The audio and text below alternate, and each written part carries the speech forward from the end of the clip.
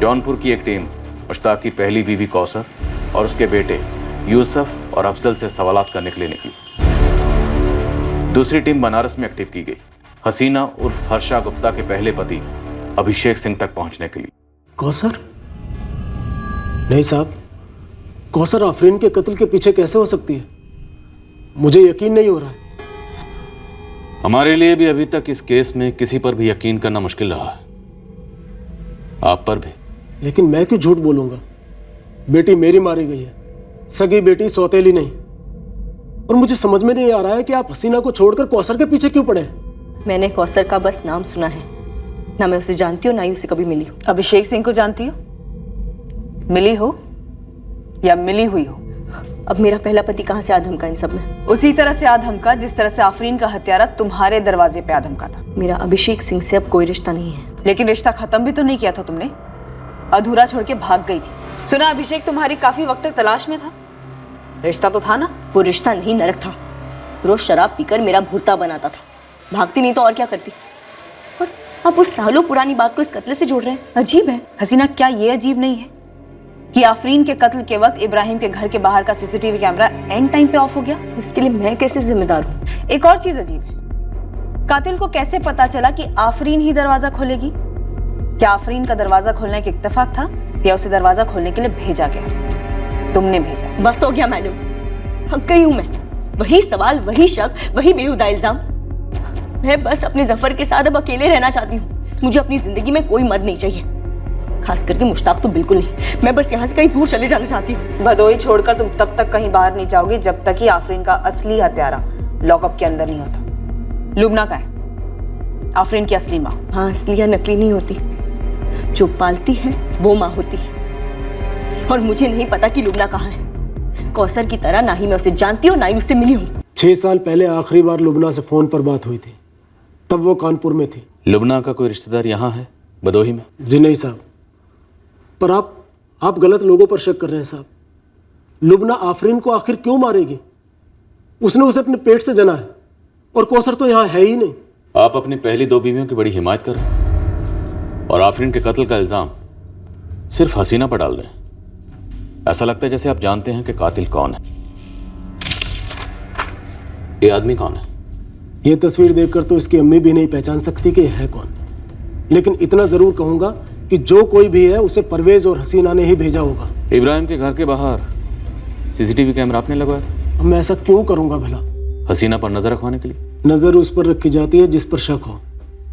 परवेज और हसीना का चक्कर चल रहा है, इसका मुझे पूरा यकीन है। यकीन तो आपको इस बात का भी है कि कौसर आफरीन का कत्ल नहीं करवा सकती। हालांकि जब आपने जौनपुर वाला घर बेचा था, कौसर ने आपको धमकी दी थी आपको बर्बाद करने की, आपकी किसी चीज को छीनने की। फिर भी आपकी उंगली कौसर की तरफ नहीं उठ रही। माजरा क्या मुश्ताक मियां?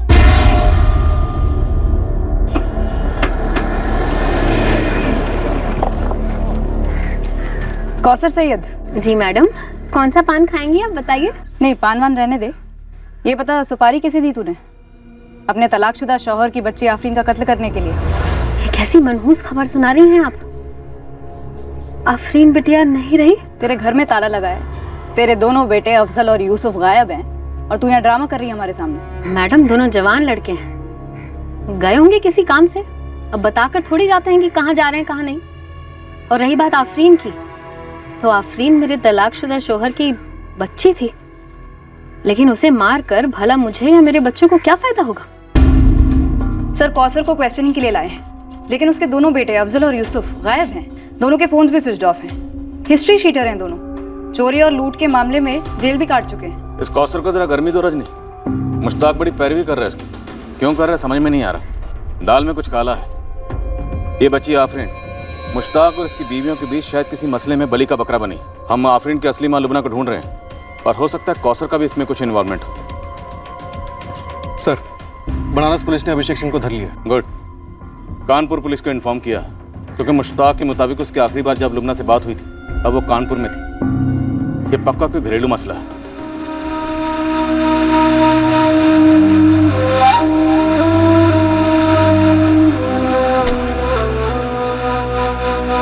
जया,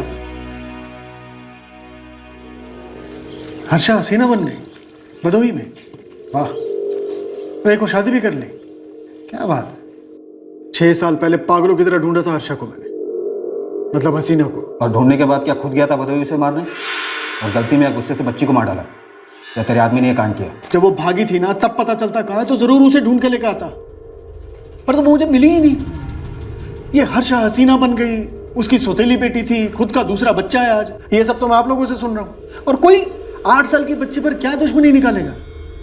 और कोई ऐसे किसी को कैसे मार सकता है गलती से? मार तो सकता है अभिषेक, नफरत बहुत कमीनी चीज होती है वैसे। और तेरे पास तो मकसद भी था कत्ल करने का। तेरी बीवी तुझे धोखा देकर भागी थी। हाँ, लेकिन उस धोखेबाज को सबक सिखाने के चक्कर में मैं अपनी और अपनी दूसरी बीवी की जिंदगी दांव पर क्यों लगाऊंगा साहब? 2 साल पहले दूसरी शादी की है, मैं क्यों अपना बसा बसाया घोंसला जलाऊंगा? तेरी मर्दानगी को ठेस लगी थी, बदला चाहिए था तुझे। बिल्कुल ठेस लगी थी, जरूर लगी थी, लेकिन हर्षा हाथ नहीं लगी। साहब मैं बहुत छोटा आदमी, हाँ मैं दारू पीता हूँ तब मुझे होश नहीं रहता, लेकिन जब वो हर्षा भागी और जो ठेस लगी उसमें ये सब भी मेरा छूट गया। तो मैं वैसे ही बहुत कम पीता हूँ, क्या मिल जाता मुझे उसे मार के?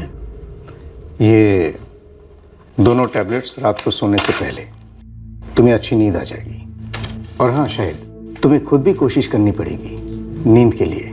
ट्राई टू बी रिलैक्स, ताकि तुम्हें अच्छी नींद आ सके। ये चिंता, डिप्रेशन, नींद का ना आना, इसकी जड़ वो प्रॉब्लम, वो इशू है जो तुम्हें अंदर ही अंदर खाए जा रहा है। उस प्रॉब्लम को अपने दिल और दिमाग में बिठाए रखने से बेहतर है उसे अपनी जुबान पर लाओ। तुम समझ रहे हो ना? जी सर, समझते। अगर समझते हो तो बात करो। तुम अपनी माँ से बात करो, किसी और से बात करो। तुम चाहो तो मुझसे बात कर सकते हो जब भी तुम्हारा दिल करे।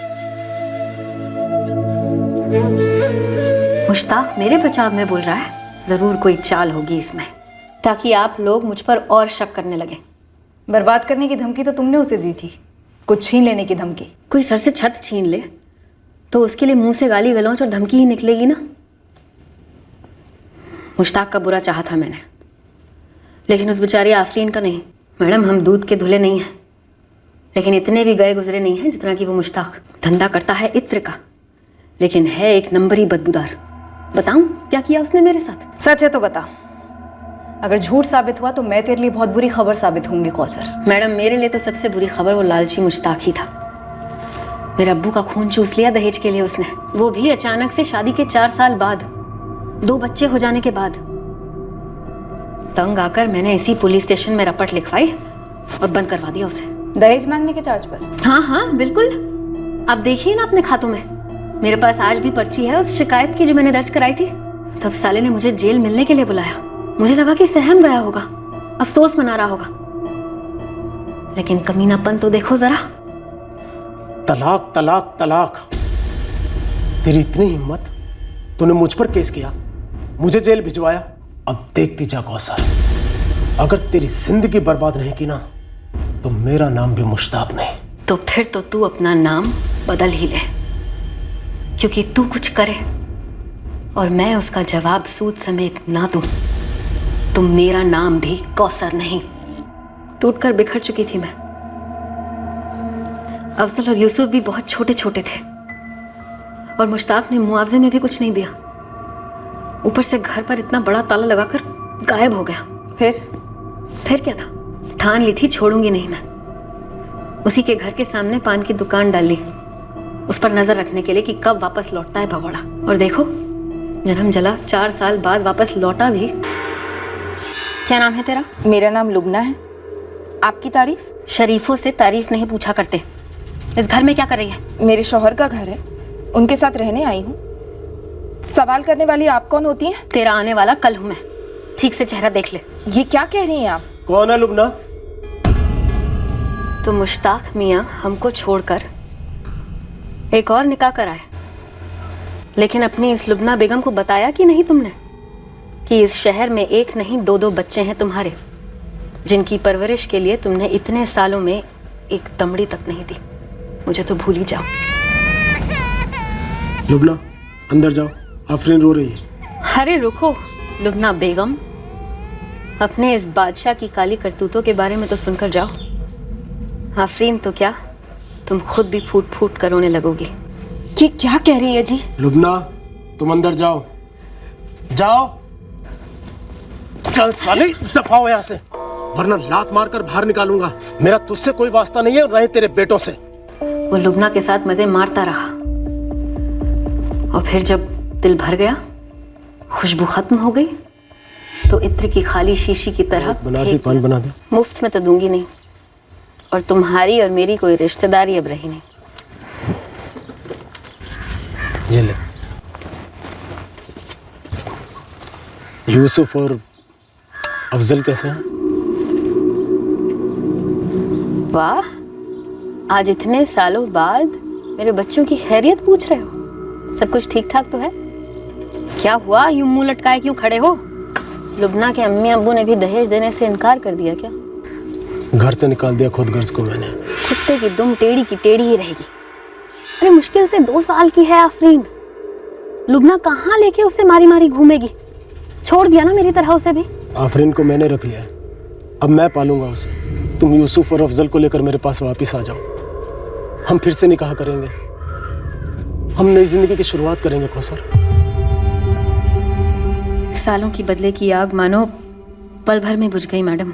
इसीलिए यूसुफ और अफजल को लेकर मुश्ताक के पास वापस चली गई। सारे गिले शिकवे माफ करके फिर से निकाह कर लिया मुश्ताक से मैंने। और आफरीन? आफरीन को पूरे 2 साल तक अम्मी बनकर पाला है मैंने। मेरे तो जैसे जिगर का टुकड़ा थी वो। फिर क्या, कुत्ते की दुम फिर से टेढ़ी हो गई। साला इस मर्द जात को हर जगह मुंह मारने की और मनमानी करने की बीमारी में छूट और फितरत दोनों है।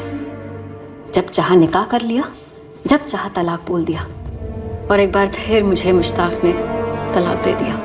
लेकिन इस बार मैं भी डटी रही, चौकड़ी मारकर बैठ गई घर में, कहा कि घर नहीं छोड़ूंगी, तू निकल जा। तो फिर मुश्ताक आफरीन को लेकर चला गया। फिर घर कब बेचा? वो तो अभी 4 महीने पहले की बात है। घर बेच दिया बिना बताए, चोरी छुपे। मेरा घर है कौसर, किसी को बेचूं या खैरात में दूं मेरी मर्जी।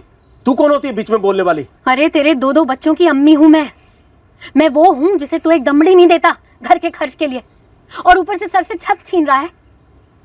अब तू देख मैं तेरे से क्या छीनती हूँ, बर्बाद कर दूंगी तुझे। अम्मी, अब्बू ने एडवांस भी ले लिया और अपना घर ना उस राशिद खान को बेच दिया है। फिर से निकाह करके खुद तो बदोई में अपना नया घर बसा लिया, और हमारा घर छीन रहा है। नहीं छीन पाएगा। आप ही बताइए मैडम, आफरीन को मार के मुश्ताक का घर मेरे नाम हो जाता? नहीं ना, तो मैं क्यों मरवाऊंगी आफरीन को? भड़ास निकालने के लिए, हसीना और मुश्ताक को फंसाने के लिए। भड़ास तो थी और निकालनी भी थी, लेकिन मुश्ताक पर। और अगर किसी को भेजना ही था मुझे, तो फिर मुश्ताक को मरवाती ना, आफरीन को क्यों? ये यूसुफ है या अफजल? यूसुफ और अफजल आफरीन के भाई थे मैडम। सौतेले, वो भी सिर्फ 2 साल के लिए। तुम्हारे दोनों बेटे चोर हैं कौसर। बाप का थप्पड़ नहीं पड़ा ना मैडम, इसीलिए। और बाप जब दोबारा से जिंदगी में आया भी तो बहुत देर हो चुकी थी। लेकिन ये बात यकीन से जरूर कह सकती हूँ मैडम कि मेरे दोनों बेटे बिगड़े ब जरूर हैं, लेकिन मुश्ताक की तरह कमीने नहीं है। लुबना? बहुत जलील कर निकाला लुबना को मुश्ताक ने। लेकिन कोई अपने पेट से जनी हुई बेटी को कैसे मार सकता है? ना जी ना, मेरे हिसाब से तो ये किया धरा मुश्ताक का ही है, या फिर जो अभी है उसके साथ। हसीना? हाँ हसीना। मैडम मुझे लगता है कि हसीना मुझसे और लुबना दोनों से ज्यादा चालाक है, और इसीलिए शायद मुश्ताक उसको तलाक नहीं दे पा रहा होगा, और तभी ये नाटक कर रहा है हमदर्दी लेने के लिए। मैडम मुश्ताक पर बिल्कुल भी विश्वास नहीं किया जा सकता, और वो तो झाड़ फूंक भी करता है। झाड़ फूंक? और मैं?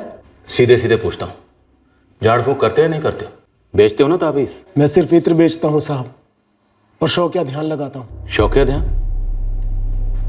ये क्या होता है? लोग अपनी परेशानियां लेकर मेरे पास आते हैं, मैं ध्यान लगाकर उनका हल ढूंढता हूँ।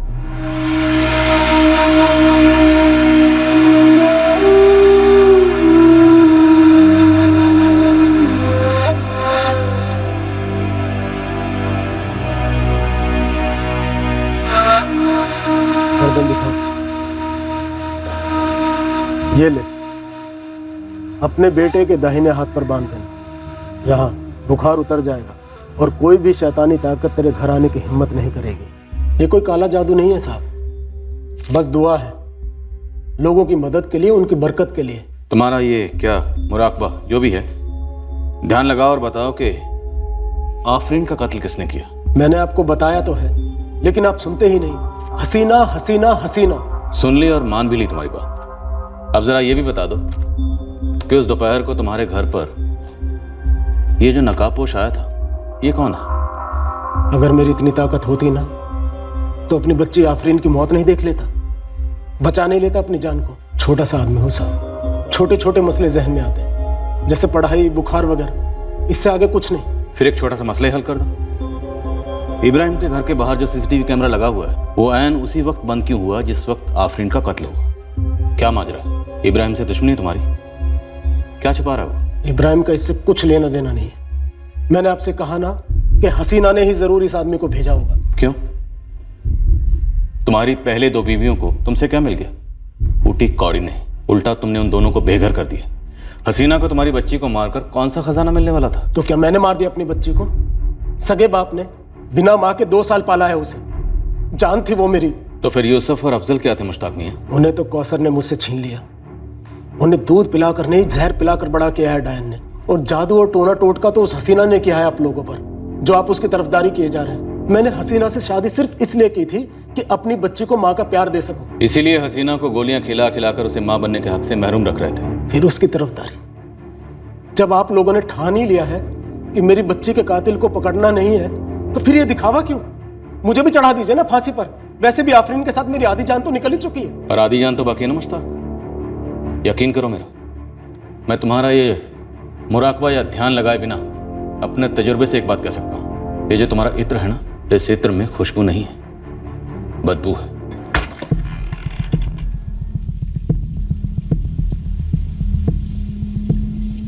सालों से यही मुराकबा कर रहा हूँ सरकार। ध्यान से देखिए, कोई जादू टोने वाली चीज दिखाई देती है आपको? ये तुम्हारा साइड बिजनेस कब से चल रहा है? किस किस्म के लोग आते हैं तुम्हारे पास? कोई रिकॉर्ड है? कोई रिकॉर्ड नहीं है साहब। बस जो लोग परेशान होते हैं मुझे खुद ढूंढ लेते हैं। मैं खुद से कुछ नहीं करता। करवाते हो? करवाता हूँ। क्या करवाता हूँ साहब? वो तो तुम बहुत जल्द बताओगे। पहले ये बताओ कि ये कौन है? और तुम जानते हो मुश्ताक? तुम जानते हो?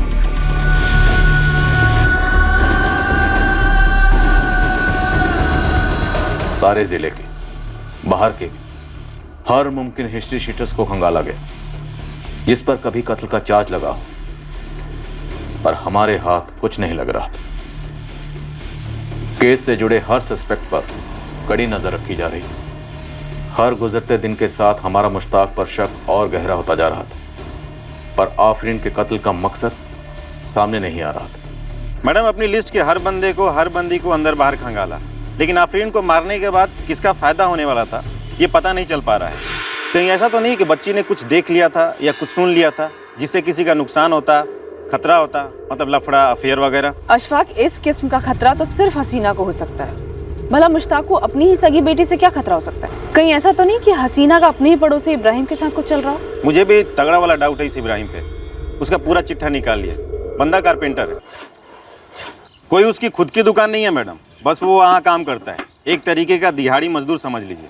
ऐसे बंदे के घर के बाहर सीसीटीवी कैमरा, कुछ अजीब नहीं है? अशफाक, एक और चीज अजीब है कि ठीक कत्ल के वक्त इब्राहिम के घर के बाहर का सीसीटीवी कैमरा ऑफ हो जाता है। मैडम, 2 जोड़े हैं, मुश्ताक हसीना, इब्राहिम नाजिया, इनके बीच क्रॉस कनेक्शन हुआ होगा। कहीं शक के मारे तो नहीं इब्राहिम ने इतना खर्चा उठाकर अपने घर के बाहर सीसीटीवी लगवाया? हो सकता है मैडम, खुन्नस मुश्ताक पे होगा, गहरा घाव देने के लिए आफरीन को मार दिया होगा, या फिर इब्राहिम हसीना को आफरीन ने साथ देख लिया होगा। ये क्या रहे हैं आप? यही कि जब मुश्ताक ने आपसे आफरीन को छीना तो तकलीफ तो बहुत हुई होगी आपको। इससे आपका क्या ताल्लुक है? ये मेरे, मुश्ताक और आफरीन का निजी मामला है। अब ये मामला सिर्फ आपके और मुश्ताक के बीच में रह गया है। क्या बकवास कर रहे हैं आप? आपको वाकई नहीं पता आफरीन के बारे में? क्या? उसका कत्ल हो गया है। क्या?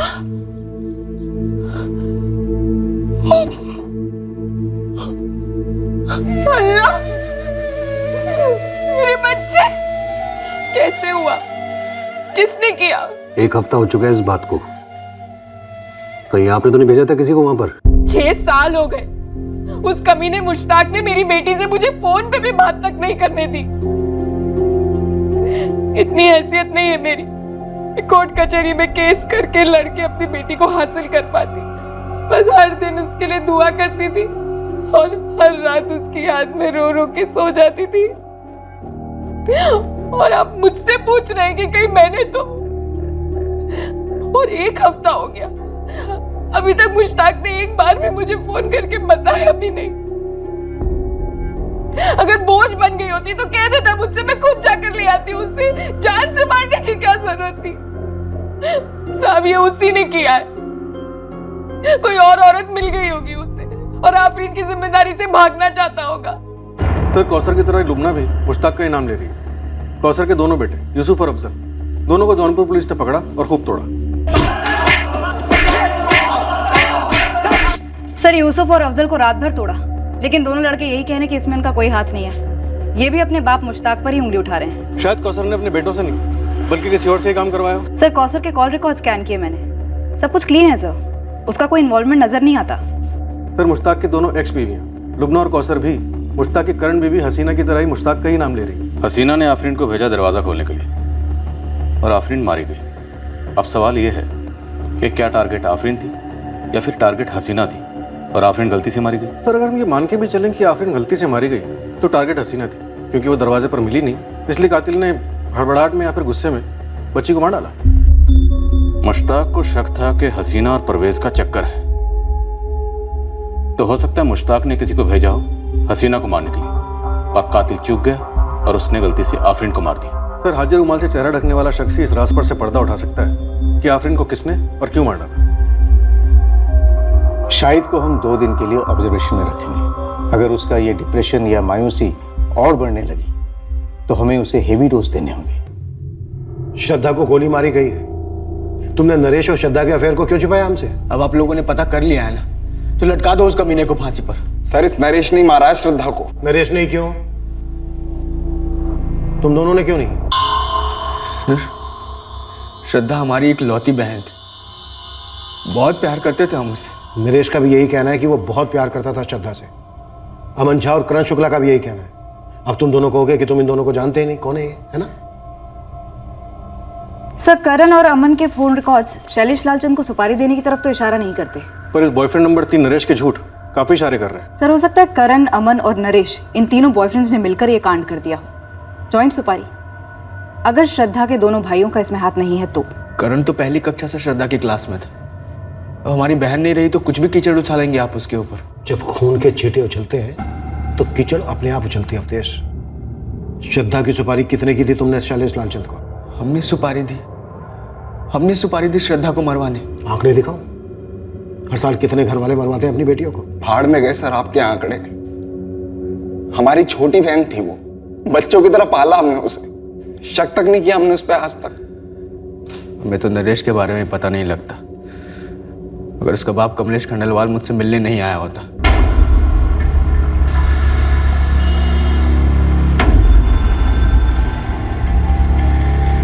जी कमलेश जी, कहीं दूर चल के बात करें अवधेश।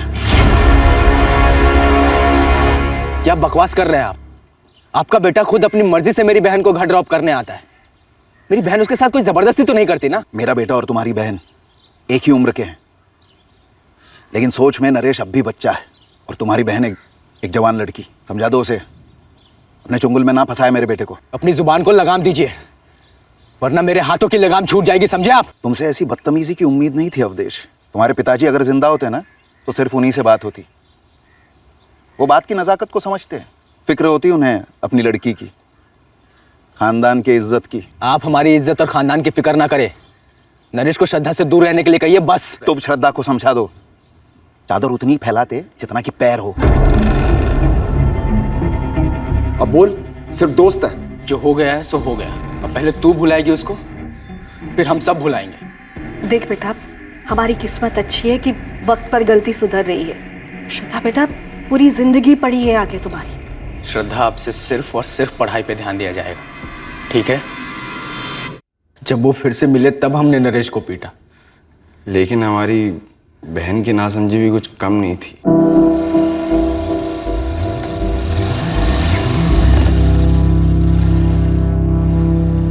बहुत दुख हुआ सुनकर।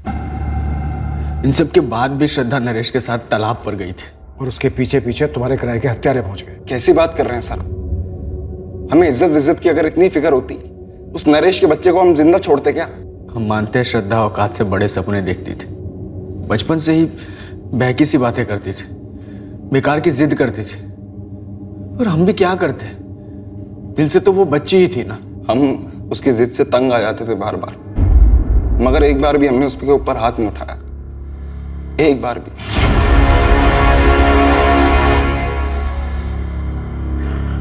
जी जी, पुलिस ने थाने बुलाया है। क्यों, कुछ पता चला है उन्हें?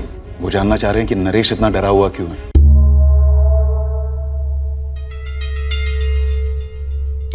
नो सर, मैंने इन दोनों को आज तक कभी नहीं देखा है और ना ही कभी इनके नाम सुने हैं। मेरा भी यही जवाब है सर। तुम तीनों इस गलतफहमी में मत रहना कि हम तुम लोगों की खुफिया कड़ियाँ जोड़ नहीं सकते। सर, जब मैंने कुछ किया ही नहीं है तो कैसी गलतफहमी सर? आप बार बार मुझे यहाँ पर बुलाकर सवाल करते हो, जबकि मैं उस दिन वहाँ था भी नहीं। आपको कुछ पूछना है तो इससे पूछिए ना, जो उस दिन श्रद्धा के साथ था। सर, अगर मैं श्रद्धा के साथ होता हमले के वक्त और मैं इन दोनों के बारे में पहले से जानता, तब भी मैं श्रद्धा को बचाने की कोशिश करता सर। इस डरपोक की तरह तुम दबाकर भाग नहीं जाता। अगर मुझे पहले से भी पता होता कि श्रद्धा मेरे साथ धोखा कर रही है तो मैं कोई उसका खून नहीं करवा देता, मैं तो बस ब्रेकअप कर देता। मैं कोई गुंडा नहीं हूँ जो किसी को जान से मारने की सुपारी दे दूं। आप उन तीनों गुंडों की शक्लों की स्केच बनवाइए ना सर। इस भगौड़े ने तो उन्हें पास से देखा होगा ना, या फिर उसमें ही फट्टूपना दिखा रहा है। इसकी शक्ल देखकर तो मुझे अपने आप पर घिन आती है कि श्रद्धा को मुझे धोखा देना ही था तो किसी ढंग के लड़के के लिए देती ना।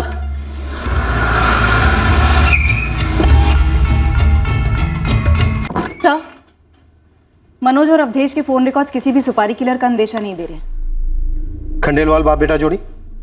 कुछ भी नहीं सर। ये जरूरी नहीं कि डायरेक्ट फोन किया गया हो शैलेश लालचंद को। शैलेश लालचंद इलाके का नामचीन बाहुबली है।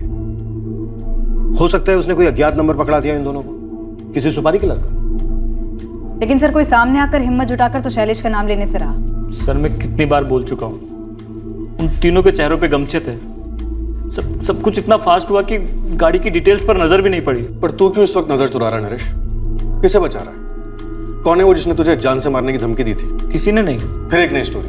पहले की स्टोरी में तूने बोला था कि 3 आदमियों में से एक था जिसने तुझे बंदूक दिखाकर चुप रहने के लिए कहा था। हाँ सर, वही तो मैं कब से कह रहा हूँ कि उन तीनों के चेहरों पे वो गमछे का नकाब था सर। देख नरेश, श्रद्धा को मारने के पीछे या तो उसके दोनों भाई, या अमन, या करण, या तू, या फिर तेरे पापा कमलेश शामिल है। हाँ, मैं नरेश और श्रद्धा के रिश्ते के खिलाफ था, वरना नरेश मेरी कोई बात सुन रहा था और ना ही वो लड़की अपने भाइयों की बात सुन रही थी। इसलिए आपने श्रद्धा को गोली की आवाज सुनवाई। नरेश और उसके रिश्ते को उसी के खून से धो दिया। पूरे चित्रापुर में एक ही किराने का सुपर स्टोर है, मेरा, और मेरे यहाँ पूरा चित्रापुर आता है खरीदारी करने। आप मेरा काम देखिए, मेरा नाम देखिए। आपको लगता है मैं किसी को मरवाऊंगा या मेरा बेटा मरवाएगा? तो फिर आपका बेटा इतने झूठ क्यों बोल रहा है? आप सच क्यों नहीं सुन रहे हैं? क्योंकि आपका बेटा हद से ज्यादा झूठ बोल रहा है। हत्यारों ने चेहरे पर गमछे लपेटे थे, मान लिया। उसे गाड़ी का नंबर याद नहीं है, ये भी मान लिया। लेकिन गाड़ी का कलर, मॉडल उतना भी याद नहीं है। उसके बाद वो वहां से भाग खड़ा होता है, चलो समझे। पर उसके बाद की खामोशी, नरेश की, आपकी।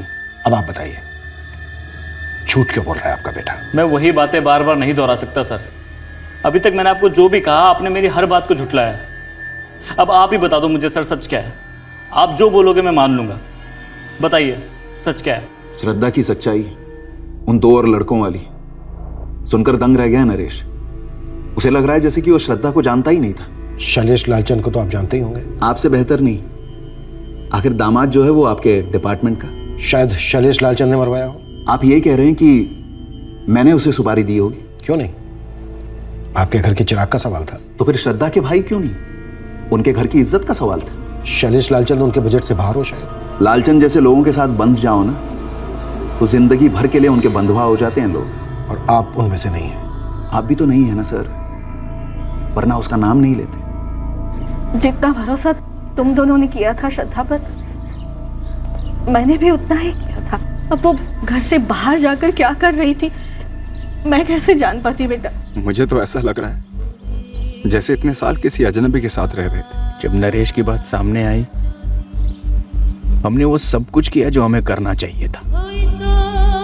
समझाया प्यार से, सख्ती से, दोनों को। पर अब श्रद्धा के जाने के बाद कितनी बातें सामने आ रही हैं।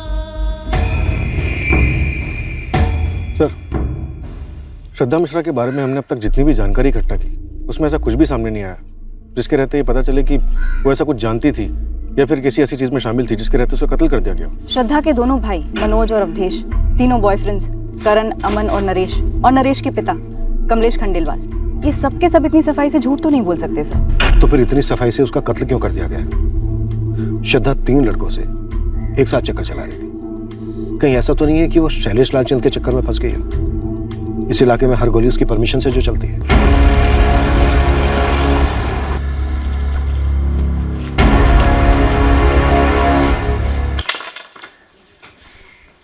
सर मान लेते हैं कि श्रद्धा का शैलेश के साथ कोई कनेक्शन था भी, तो भी क्या कोई छोटा सा बयान देने के लिए या फिर गवाही देने के लिए सामने आएगा? हम तो शैलेश को उठा के पूछ भी नहीं सकते। सर श्रद्धा के कॉल रिकॉर्ड्स में हमें तीनों बॉयफ्रेंड्स के नंबर तो दिखे, पर शैलेश लालचंद से कोई कांटेक्ट नहीं दिखा। मुन्ना खबरी से कोई खबर? नहीं सर, खाली हाथ लौटा। साहब आप ये शैलेश लालचंद के गिरबान पे हाथ नहीं डालो। बड़े साहब को तो क्या क्या 3 गमछे वाले कौन थे मुन्ना? साहब जो भी थे चित्रापुर के ही थे और तीनों के तीनों हिस्ट्री शीटर नहीं थे साहब। पूरा जिला खोद डाला है मैंने। ये लड़का नरेश, इसके खिलाफ कुछ मिल नहीं रहा है, पर फिर भी ऐसा क्यों लग रहा है कि ये मनगढ़ंत कहानियां बना रहा है? मैडम शायद ये कहानियां सच हो भी सकती हैं, पर ये 20 साल की साधारण से घर से आने वाली कॉलेज स्टूडेंट, इसने ऐसा क्या कर दिया कि 3 सुपारी टाइप के हत्यारे दिन दहाड़े से ठोक देते हैं? मैं बोल रहा हूँ साहब, कोई कड़ी तो गायब है। सर मेरे इस नरेश के ऊपर तगड़ा शक है। इसे श्रद्धा के दोनों अफेयर्स के बारे में पता चल गया होगा, झेल नहीं पाया होगा और सुनसान तालाब के पास लाके कांड कर दिया। और फिर वही 3 गमछाधारियों की स्टोरी। चार्जशीट भले ही हल्के कागज पर लिख के जाती हो, पर वो बनती है मजबूत सबूतों से। और हकीकत यह है कि इस वक्त हमारे पास कोई ठोस सबूत नहीं है जो किसी भी एंगल की तरफ इशारा कर रहा हो। पूरी दुनिया के सामने हम हारे हुए नजर आएंगे। इन 3 गमछेदारियों को ना पकड़ पाने को हमारी नाकामयाबी का झंडा बनाया जाएगा। पर ना हम थके हैं, ना हारे हैं और ना ही नाकामयाब हुए हैं। अब ये केस एक पेचीदा पहेली बनता जा रहा था जिसका हल कहीं आसपास दिख नहीं रहा था। नरेश खंडेलवाल इस केस में हमारा मुख्य और शायद एकमात्र संदिग्ध था, जिस पर हम पूरी तरह से निगरानी रख तो रहे थे, पर कुछ हाथ नहीं लग रहा था, क्योंकि नरेश एकदम से सिकुड़ सा गया था अपने आप में। इस केस में बाकी के सारे एंगल्स भी टटोले गए, पर कोई सुराग मिल नहीं रहा था जो इस हत्या का मकसद साबित कर सकता। ऑनर किलिंग और श्रद्धा के 3 अफेयर्स, यही 2 एंगल्स अब भी तहकीकात के 2 खंभे बने हुए थे। एक छोटे से कस्बे में एक जवान लड़की की हत्या हुई थी और पूरे 1 महीने के बाद भी हमारी इन्वेस्टिगेशन अंधी गलियों में चक्कर काट रही थी। सर नरेश की कोई एक्स गर्लफ्रेंड भी नहीं थी कि उसकी जगह श्रद्धा को मार दिया गया? शैलेश लालचंद का क्या हुआ? श्रद्धा के साथ उसका कोई कनेक्शन नहीं बना? बुरा मत मानिएगा, लेकिन जब से वो जौहरी दिनेश जायसवाल के केस में आपका लालचंद बंधुओं से झगड़ा हुआ है, तब से शैलेश आपकी नजरों में कुछ ज्यादा ही अटका हुआ है बतौर संदिग्ध। ये शैलेश लालचंद तुम्हें दूध का धुला संत लग रहा है? ऐसा नहीं है सर, लेकिन हमारी कई बार कोशिश करने के बाद भी शैलेश के खिलाफ कुछ निकल नहीं रहा। तो फिर श्रद्धा मिश्रा का मर्डर किया किसने? या उसका मर्डर हुआ ही नहीं? नोबडी किल्ड जेसिका की तरह नो वन किल्ड श्रद्धा मिश्रा। हाँ चौधरी, ये नरेश का बच्चा ये है क्या चीज जो साला टूटने का नाम ही नहीं ले रहा है? शायद सच बोल रहा हो। नामुमकिन। सच ये है कि हम उसकी जबान खुलवा नहीं पा रहे। हमारे पास कोई खास विकल्प भी तो नहीं है। कहां से आएगा विकल्प चौधरी? हमसे ज्यादा उसकी जबान पर किसी और का दबाव है। 1 महीने से ऊपर हो गया है, श्रद्धा के कत्ल का एक भी सुराग हमारे हाथ नहीं लगा। कर क्या रहे हम लोग? 2 और हफ्ते बीत गए और अब कत्ल के पूरे 1.5 महीने बाद इस केस को अपना पहला सुराग मिल गया। दरअसल इसे सुराग नहीं कहा जा सकता था, ये एक इशारा था एक ऐसे शख्स से जिसका इस हत्याकांड से एक अलग तरीके से ताल्लुक था। गौरी शंकर तालाब के पास एक बंदा है, लकड़ियाँ काट के अपना दिन गुजारता है साहब। उसने 26 सितंबर के शाम को करीब 5 बजे के आसपास ना एक औरत को वहां से जाते हुए देखा अपनी स्कूटी पर। बहुत ही हड़बड़ाई हुई थी साहब। साहब उसका नाम है आकांक्षा सिन्हा। PWD में एक ऋषभ सिन्हा नाम का बंदा काम करता है। ये आकांक्षा सिन्हा उसकी घरवाली है। गौरी शंकर तालाब के उस तरफ इसका घर है साहब। कई लोगों का घर है उस तरफ तो। पर 26 सितंबर को शाम करीब 5 बजे के आसपास यही औरत अपनी स्कूटी से वहां से गुजरी। और मर्डर की टाइमिंग क्या थी साहब? लगभग उसी वक्त। और क्या पता किया इस औरत के बारे में? मैडम तालाब के इस तरफ मार्केट में जितनी भी दुकानें हैं, एक एक दुकान वालों से बात की, एक से। और पता क्या मालूम पड़ा?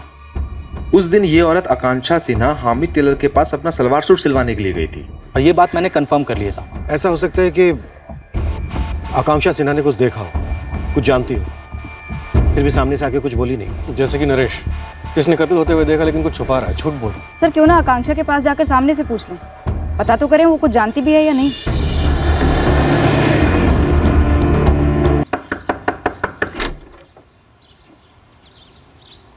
आकांक्षा से ना। जी, इसका कत्ल हुआ था ना गौरी शंकर तालाब के पास, जहाँ से तुम गुजरी थी। कत्ल के दिन, कत्ल के समय, मार्केट के हमीद टेलर के यहाँ से लौटते वक्त ब्लू रंग का सलवार कमीज डाला तुमने हमीद टेलर के यहाँ। उसके बाद तुम्हें जल्दी थी। 5 बजे तुम्हारी बच्ची स्नेहा का स्कूल छूटता। देखिए, मैंने कुछ नहीं देखा तालाब के पास। ध्यान से देखो।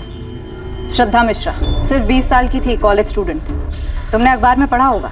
मुझे ऐसा लगता है कि तुमने श्रद्धा की लाश देखी वहाँ तालाब से घर लौटते वक्त। जी नहीं, मैंने कोई लाश वाश नहीं देखी। तो इसका मतलब तुमने इसे जिंदा देखा। और क्या देखा तुमने आकांक्षा? कुछ नहीं। पक्का? जी हाँ पक्का, मैंने कुछ नहीं देखा। ये सब हुआ होगा, लेकिन मेरे वहां से गुजर जाने के बाद मैंने वाकई में कुछ नहीं देखा।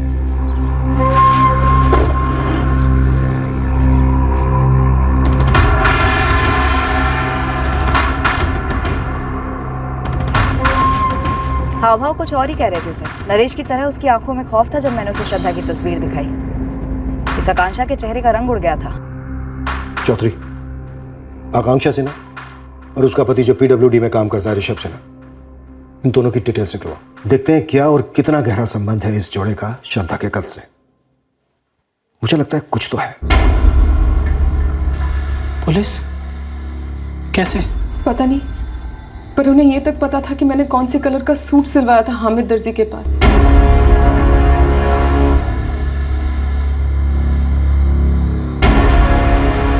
आकांक्षा, तुमको बस एक बात पे अड़े रहना कि तुमने कुछ नहीं देखा। तुम्हें कुछ भी नहीं मालूम, मुझे कुछ भी नहीं मालूम। ऋषभ सिन्हा के बारे में कुछ हटके, कुछ अजीब। हाँ, पिछले कुछ दिनों में ऋषभ के बारे में या उसके बर्ताव के बारे में कुछ भी अटपटा लगा हो आपको? ट्रांसफर। वो अपने ट्रांसफर को लेकर के पागल सा होता जा रहा है। उसे चित्रापुर से बाहर निकलना है। कहता है कोई भी पोस्टिंग चलेगी, एक लेवल नीचे तक की, यहाँ तक कि किसी और डिपार्टमेंट में भी। कारण? मैंने लाख कोशिश की पता करने की, मगर वो टाल देता है। पर एक बात तो है, इस चित्रापुर में कुछ ऐसी बात है जो उसे खाई जा रही है पिछले 1-1.5 महीने से। मैडम, इस आकांक्षा की बच्ची स्नेहा के स्कूल गया था मैं। उसके वॉचमैन के साथ चाय पीकर आ रहा हूँ। तो चाय पे चर्चा क्या हुई? मैडम, उसने बताया कि इसने अपनी बच्ची का स्कूल वैन बंद करवा दिया। खुद ही लेके जाती है, खुद ही लेके आती है। कब से? मैडम, ऐसा कुछ डेट के हिसाब से नहीं बताया, पर बोला कि 1 महीने से ऊपर हो गया।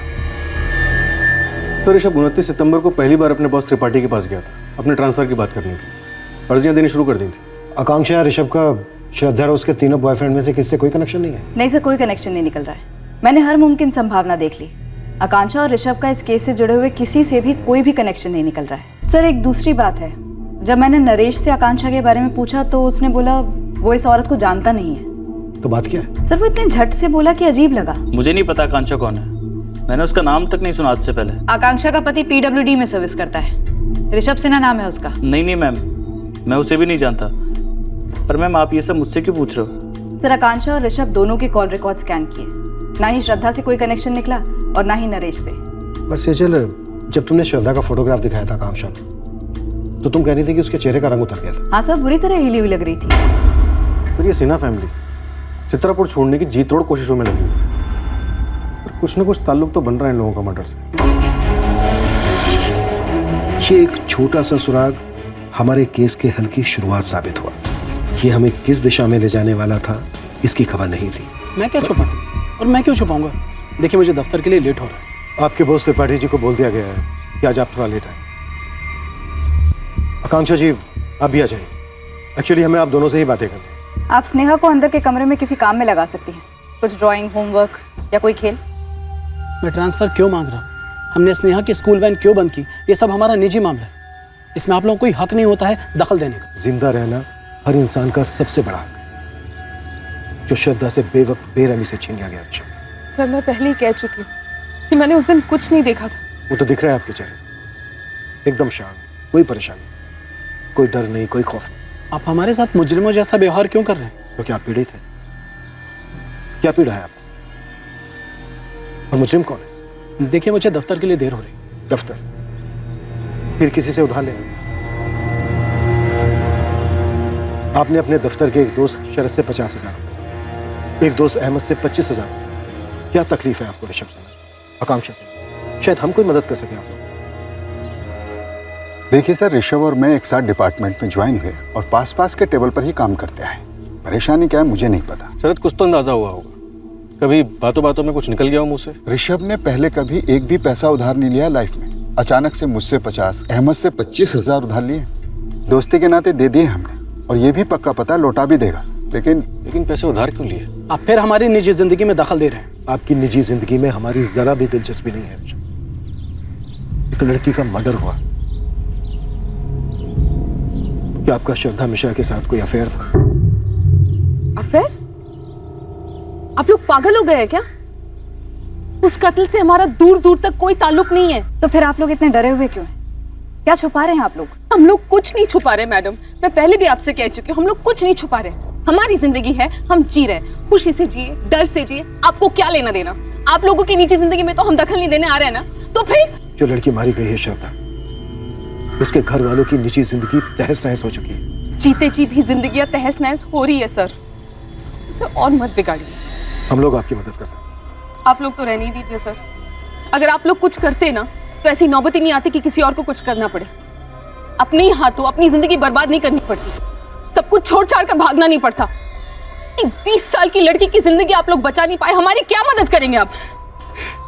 देखिए, हमने कुछ भी नहीं देखा, हम कुछ भी नहीं जानते। प्लीज आप हमें अकेला छोड़ दीजिए, हम आपके आगे हाथ जोड़ते हैं। आप लोग चले जाइए यहाँ से।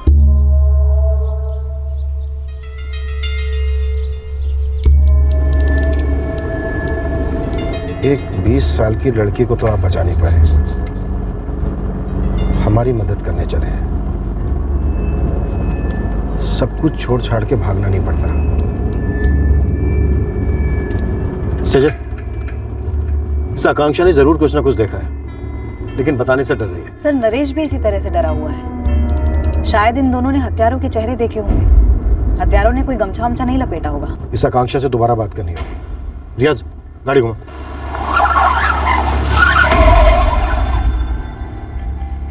अब तो पानी सर के ऊपर चढ़ गया है। तो हम ही क्यों डूबे ऋषभ? पूरे चित्रापुर में मुझे ही गुजरना था वहां से। ये कैसा श्राप लग गया हमारी गृहस्थी को? देखो, हम कहीं नई जगह चलेंगे, अपनी नई गृहस्थी बसाएंगे, कहीं दूर, इन सबसे बहुत दूर। मम्मी पापा, पुलिस अंकल की गाड़ी फिर से यहाँ आई है। आप लोग क्यों हमें परेशान कर रहे हैं? आकांक्षा जी ने श्रद्धा के साथ जिस लड़के को देखा था, नरेश, वो भी इतना ही डरा हुआ है। तो जाइए, उसका डर दूर कीजिए ना, हम अपना देख लेंगे। लेकिन किसी न किसी को तो इस डर के चक्रव्यूह से बाहर निकलना होगा ना, इस डर की दीवार को तोड़ना होगा। तो आप चाहती है कि पहली पहल मुझसे होनी चाहिए? उसके बिना हम डर के कारण को कैसे पकड़ पाएंगे आकांक्षा? दिन रात वो लोग हमारा पीछा कर रहे हैं, चैन की एक सांस नहीं लेने दे रहे हैं हमें। जान की धमकियां दी हैं मुझे, ऋषभ को और स्नेहा को भी, और भी कई सारी धमकियां दी हैं जिनको मैं जुबान पर ला भी नहीं सकती। और ये सब कुछ होता आया है आप लोगों की नाक के नीचे से। बस नहीं, बोलने दीजिए। बोलने से क्या होगा? ना बोलने से भी कुछ नहीं होगा। ये सब कुछ जो हो रहा है वो मंजूर है आपको? श्रद्धा के साथ जो लड़का था, उसने भी तो किसी का नाम नहीं लिया। कोई जाना पहचाना नाम है? उस नाम से पूरा चित्रापुर कांपता है। सबसे ज्यादा आपके लोग कांपते हैं, इसीलिए तो वो नाम इतना खौफनाक नाम बना है। शैलेश लालचंद। शैलेश लालचंद। हाँ, शैलेश लालचंद था वो। अब बताइए, क्या कर लेंगे आप लोग? क्या बिगाड़ लेंगे उसका या उसके बड़े भाई का? वो लड़की मुझसे मदद मांग रही थी, मारी मारी भाग रही थी। मैं कुछ नहीं कर पाई।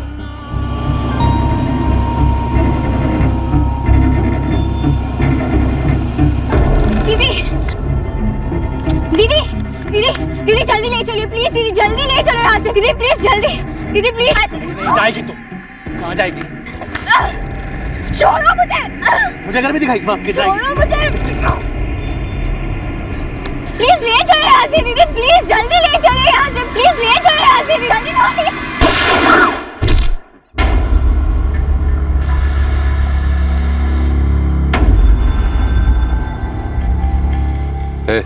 इधर देख, देखा तूने क्या हाल हुआ उसका, समझ रहा है? उससे बच के भाग रही थी। क्या भाभी जी, क्या नाम है? ओ भाभी जी, गूंगी भाभी जी, नाम क्या है? आकांक्षा। आकांक्षा भाभी जी, जाइए निकलिए, और गलती से भी किसी से कुछ कहिएगा नहीं। अगर कुछ मुंह से निकल गया ना तो कांड हो जाएगा कसम से।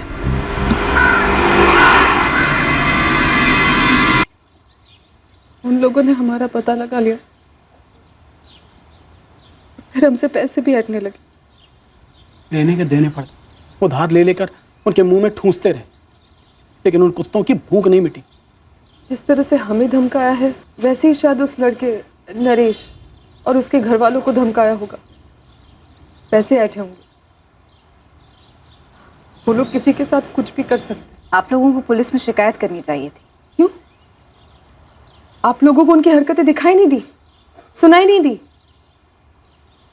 लेकिन आप लोग अंधे बहरे बनकर बैठे रहे। ये सच है या नहीं? उस दिन के बाद से रोज हर रात को वो हादसा पूरा सपना बनकर मेरी नींद उड़ा देता है। वो लड़की मुझसे मदद मांगती है, मैं कुछ नहीं करती। सचिन, 3 कांस्टेबल्स की टीम 24 घंटे यहाँ ड्यूटी कर रही है। और ये शैलेश छूटेगा नहीं।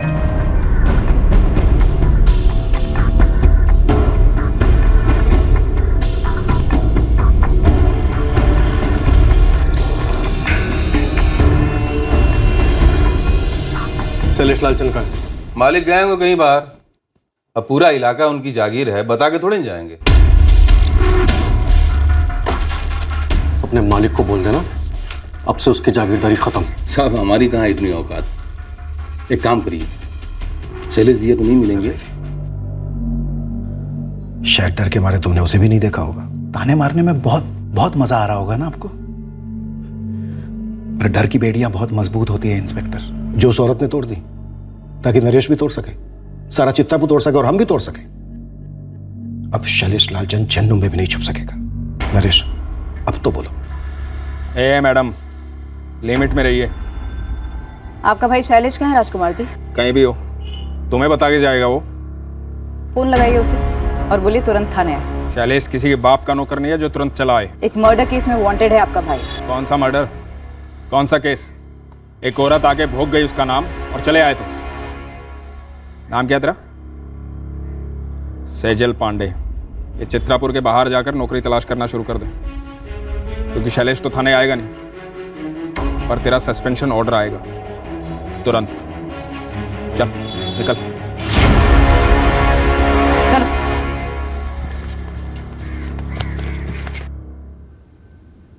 सर, हमेशा की तरह हम ये अटैक भर बिना ही शुरू हो गए दोनों। चलो नरेश, घर चलते हैं। कहाँ चलें? आजा इधर आ। सुना नहीं साले, प्यार टैक्स भरे बिना कोई भी जोड़ा यहाँ से नहीं निकल सकता। चुप। शैलेश लालचंद, हाथ छोड़ मेरा। अरे बाप रे, इतने तीखे तेवर। अच्छा है, चटपटा खाना मुझे भी बहुत पसंद है। अरे अब तो मिर्ची लग गई। हाँ, चल एक काम कर, कपड़े उतार।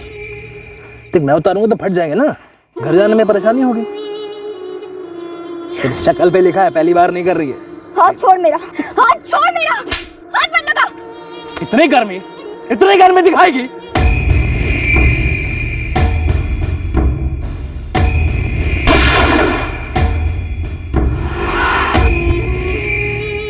चल मुन्ना, निकल ले और चुप रहना है, और अगर मुंह खोला तो घर में घुस के उठाऊंगा तुझे और बोटियां बना के तालाब की मछलियों को पार्टी दूंगा, समझा? चल निकले, चल चल। बार बार मुझे धमकी देते रहते, हर बार कुछ नया बोलकर और डराते। मम्मी पापा को मारने की धमकी देते और मम्मी को। अब आप ही मुझे बताइए सर, ऐसे में मेरा बच्चा क्या करता? वो बाहुबली है, उसके भाई के कनेक्शंस हैं, आप भी जानते हैं। पूरे चित्रापुर में आप मुझे एक व्यापारी बताइए, एक, जो लालचंद बंधुओं को हफ्ता नहीं देता हो। और अगर कोई हिम्मत करके शिकायत भी करता है तो उसके बाद क्या होता है आपसे बेहतर कौन जानता है। राजकुमार लालचंद को शायद पहले ही खबर मिल गई होगी कि हम आकांक्षा तक पहुंच गए हैं और उसने हमें सब कुछ बता दिया है, इसलिए उसने अपने भाई शैलेश को कहीं छुपा दिया होगा। फिलहाल इस नरेश को भी सिक्योरिटी दे दो। और रही बात शैलेश की, तो शैलेश अब तक लोगों के डर के पीछे छुप रहा था, अब वो डर की दीवार टूट चुकी है। अब बारी शैलेश के टूटने की है और उसके भाई की भी।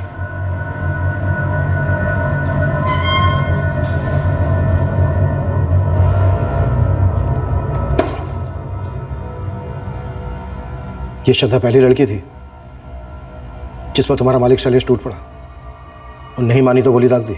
नहीं साहब, जहाँ तक मुझे याद है इससे पहले किसी भी जोड़े ने तालाब किनारे प्यार टैक्स देने से इनकार नहीं किया था। ये अलग मिट्टी की लड़की थी, अब देखिए ना मिट्टी में मिल गई। तुझे क्या लगता है तेरा मालिक शैलेश कुछ भी कर सकता है? अब मैं क्या बोलूं साहब, झांकी तो आप देख ही चुके हैं। अब हम ये भी देखेंगे कि तेरा मालिक यहां से तुझे कैसे बाहर निकालता है। सारे कांस्टेबल्स इन दोनों पर बारी बारी हाथ साफ करेंगे। 1 मिनट के लिए भी हाथ रुकना नहीं चाहिए।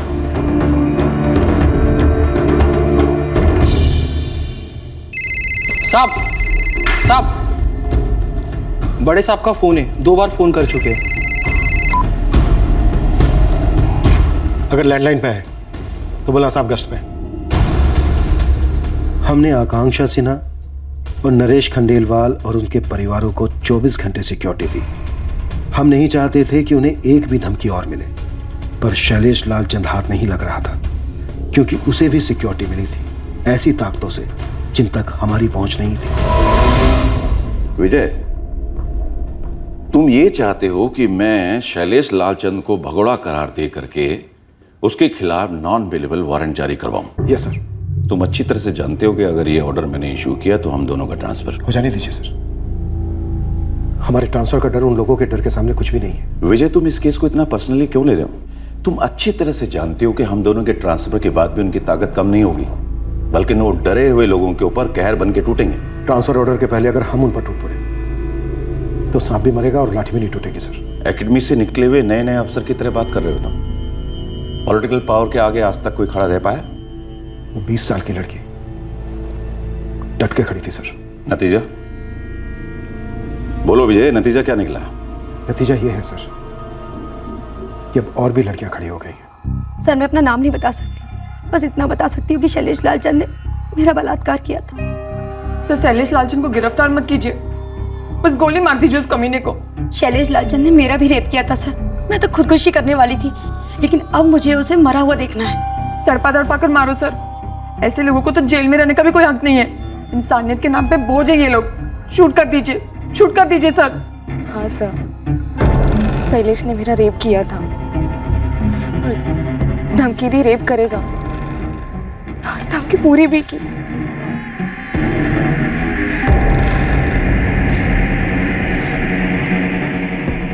जब मुझे पता चला कि श्रद्धा का मर्डर तालाब के पास हुआ, बस मैं समझ गई कि उसके साथ क्या हुआ होगा। उनमें से एक लड़की भी लिखित शिकायत दर्ज कराएगी? नहीं। कोर्ट में गवाही देने के लिए आएगी? नहीं। और ये बात तुम अच्छी तरह से जानते हो, वो नहीं आएगी। हमारे पास शैलेश के साथीदारों के बयान है सर, ऑन पेपर। और वो पेपर रॉकेट बनाकर उड़ाने लायक भी नहीं। तो सर हमें हाथ पे हाथ धरे बैठे रहना चाहिए। लोगों का डर, उनका दर्द दूर करने के लिए हम पहली पहल नहीं करेंगे कभी। जिस भूखे राक्षस के लिए लोग रोज बलि चढ़ते हैं, उसका वध करने के बजाय हम भी उसका पेट भरेंगे। ये कहानी पुराणों में अच्छी लगती है, हकीकत में हम भीम नहीं हैं, लेकिन वो बाहुबली बकासुर जरूर हैं। तो फिर हमारी फोर्स क्यों है सर? हमें अपने आप को भगोड़ा घोषित कर देना चाहिए जो अपने फर्ज से भागे, जिसके चलते एक 20 साल की लड़की ने अपनी जान गंवाई। मैं उस लड़की का गुनहगार हूं सर। मुझे अब ट्रांसफर भी नहीं चाहिए। मैं इस्तीफा देता हूं सर। अपने पैरों पे कुल्हाड़ी मार लें। इसे एक बार तो मार लेनी ही चाहिए सर। बहने देते हैं खून। लोगों के साथ साथ हमें भी एहसास होना चाहिए कि हमारी रगों में भी गर्म खून बहता है, डर से जमा हुआ ठंडा पानी नहीं। ट्रांसफर की तैयारी कर लो विजय। नक्सली इलाके में या कहीं और शैलेश लालचंद को भगोड़ा घोषित मैं करवाता हूं। सरेंडर करने को राजी हो गए हैं, पर आपको लिखित में देना होगा कि इन पर आप थर्ड डिग्री इस्तेमाल नहीं करें। शैलेश को खरोच भी आई तो देख लेना क्या होगा। जब एक निहत्ती लड़की पर पीछे से वार किया था तभी ऐसी डरी हुई शक्ल थी तेरी। देखिए इंस्पेक्टर साहब, हम कानून के हिसाब से चल रहे हैं और आप भी। मैंने आपकी बात सुनी वकील साहब, आप मुझ पर भरोसा कर सकते हैं, आप भी मुझ पर भरोसा कर सकते हैं। वैसे आपके पास मुझ पर भरोसा करने के अलावा कोई दूसरा चारा भी नहीं है। हाँ, मुझसे गोली चल गई थी गुस्से में, पर गलती उस लड़की ने की थी। उस लड़की को मुझे अकड़ नहीं दिखानी चाहिए थी। और कितनी लड़कियां हैं जिन्होंने अकड़ नहीं दिखाई, गोली नहीं खाई, लेकिन रोज जिल्लत की मौत मर रही है किश्तों में। अब गिनती कौन याद रखता है?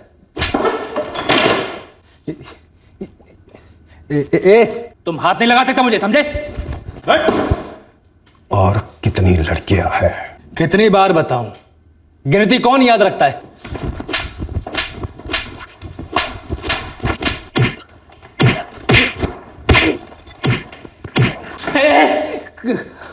खत्म हो तुम सबके सब खत्म हो, समझे? हम समझे, अब तू समझ। हम तुझे खत्म नहीं करेंगे, बल्कि तेरे अंदर के मर्दाना क्रूर को खत्म करेंगे। जिंदगी में कभी भी किसी लड़की के साथ कुछ करने लायक नहीं रहेगा तू।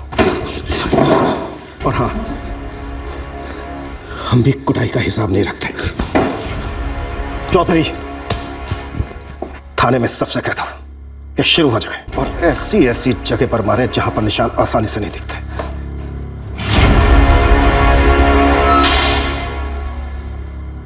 तुम्हारी बहन श्रद्धा ने अपनी जिंदगी जैसे भी जी उसका निजी मामला था, पर वो एक बहादुर लड़की थी, बहुत बहादुर। सभी हमारी कस्टडी में, हम जल्दी चार्जशीट फाइल करेंगे। पर वो फिर बेल पर छूट जाएंगे ना?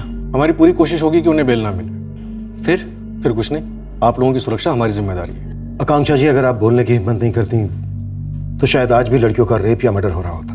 सर, आपका ट्रांसफर ऑर्डर कभी भी आ सकता है, मेरा तो कब से आया ही नहीं। और वो शैलेश लालचंद लौट कर आ गया तो, और उसने कुछ कर दिया तो? आपकी बहादुर पत्नी ने बाहुबली को घुटनों पर ला दिया। अब आपकी बारी है मजबूत होने की। डटकर खड़े रहिए अपनी पत्नी के साथ। जो सबसे मुश्किल पड़ाव था वो आप पार कर चुके हैं। आप दोनों डर की दीवार को लांघ चुके हैं। पूरी संभावना है मुकदमा काफी लंबा खिंच सकता है, पर आखिरकार न्याय होगा। ये एक दुखद हकीकत है हमारे देश की कि लगभग हर गली में एक शैलेश लालचंद है जिसे ना खुदा का खौफ है और ना ही कानून का। और एक हकीकत यह भी है कि हर राक्षस के सामने कोई ना कोई खड़ा हो जाता है और अक्सर गोली खाता है, कत्ल कर दिया जाता है। पर जब हर नागरिक भीम बनकर अपने डर का वध करेगा तो भूखे असुरों के पैदा होने की कोई गुंजाइश ही नहीं रहेगी।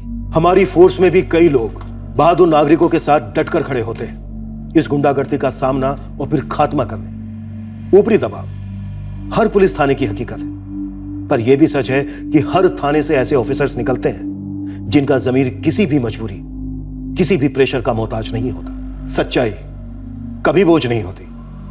दरअसल वो एक हथियार है, उतना ही मजबूत हथियार जितना मजबूत डर हो सकता है, और यही हथियार हमारे अंदर के बकासुरों का नाश कर सकता है।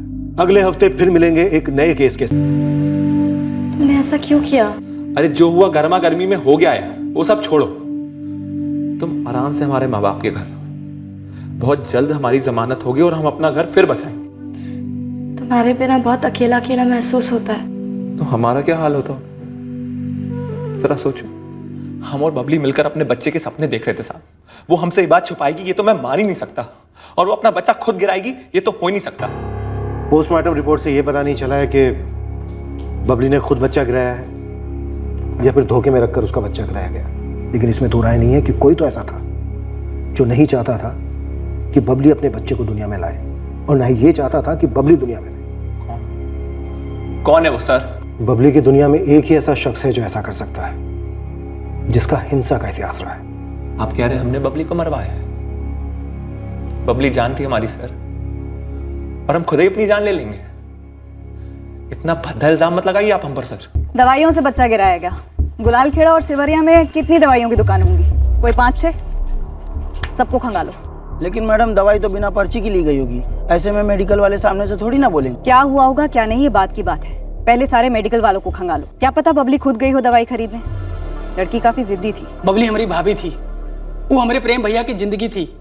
अरे हिम्मत है किसी की, कोई हमारी बबली भाभी को मारने की सोचे भी? तो फिर किसने किया? क्या तुम तीनों शामिल थे बबली के मर्डर में? किसके इशारे पर किया? अपने प्रेम भाई के, या फिर माजरा कुछ और ही है? हम प्रेम भाई के साथ सालों से हैं। जब प्रेम भाई अंदर हुए तो प्रेम भाई ने हम ही से कहा था कि बबली भाभी का ख्याल रखने के लिए। अच्छा ख्याल रखा तुम लोगों ने? हमें भनक तक नहीं थी साहब कि बबली भाभी की जान को खतरा है। सीधे सीधे बताओ, प्रेम के अंदर जाने का कौन इंतजार कर रहा था? किसने बबली का बच्चा गिराया? बबली की जान किसने ली? अगर हम लोग को पता होता तो टिकट नहीं कटवा देते उस साले का। 14 सितंबर की रात को बबली का कत्ल हुआ। 14 सितंबर के दिन वो कहाँ थी? 13 सितंबर को कहाँ थी? 12 सितंबर को कहाँ थी? प्रेम के घर सेवरिया में या अपने माँ बाप के घर गुलाल खेड़ा में?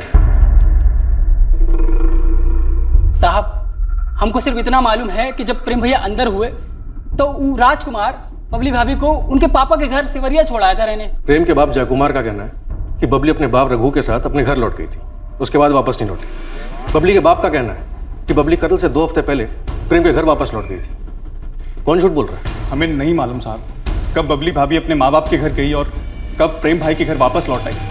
हम तो प्रेम भैया के बाकी कामों में लगे हुए थे। साहब, हमने हमारी घरवाली से और बहू मीना दोनों से पूछा कि बबली पेट से थी या नहीं। हद कर रहे हैं आप। अगर हमको मालूम होता बबली पेट से थी तो हम ये बात आपसे काहे छुपाते और फिर उसके माँ बाप को नहीं बताते का?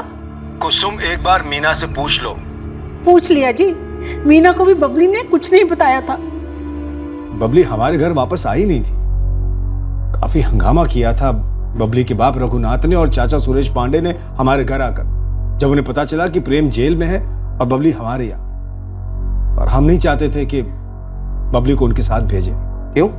क्योंकि अगर बबली को जाने देते तो पता नहीं प्रेम हमारे साथ क्या करता। ये वर्दी पहनकर तुम्हें एक बार भी नहीं लगा कि प्रेम एक गुंडा है, उसके खिलाफ एक्शन लेना चाहिए तुम्हें? वो बचपन से ही ऐसा है। बचपन मोम होता है, ढाला जा सकता है। किसी क्रिमिनल पर इतना हाथ साफ नहीं किया साहब जितना प्रेम पर की है बचपन में। शादी भी करा दी उसकी, ये सोच करके कि जिम्मेदारी आएगी तो सुधरेगा। पर मीना से उसे कभी नहीं पटी और फिर बबली आई। तब हमें लगा साहब कि हमने एक निर्दोष लड़की की जिंदगी खराब कर दी। और ये प्रेम बबली से भी ऊब गया। नहीं सर, ऊबने का तो सवाल ही नहीं है सर। हम दोनों खुश थे एक दूसरे के साथ। हमने सारे काम गलत करे जिंदगी में, लेकिन एक ही काम सही करे, वो है बबली से प्यार। और इसी प्यार से हमें हिम्मत मिल रही थी कि हम सही रास्ते पर आ जाए।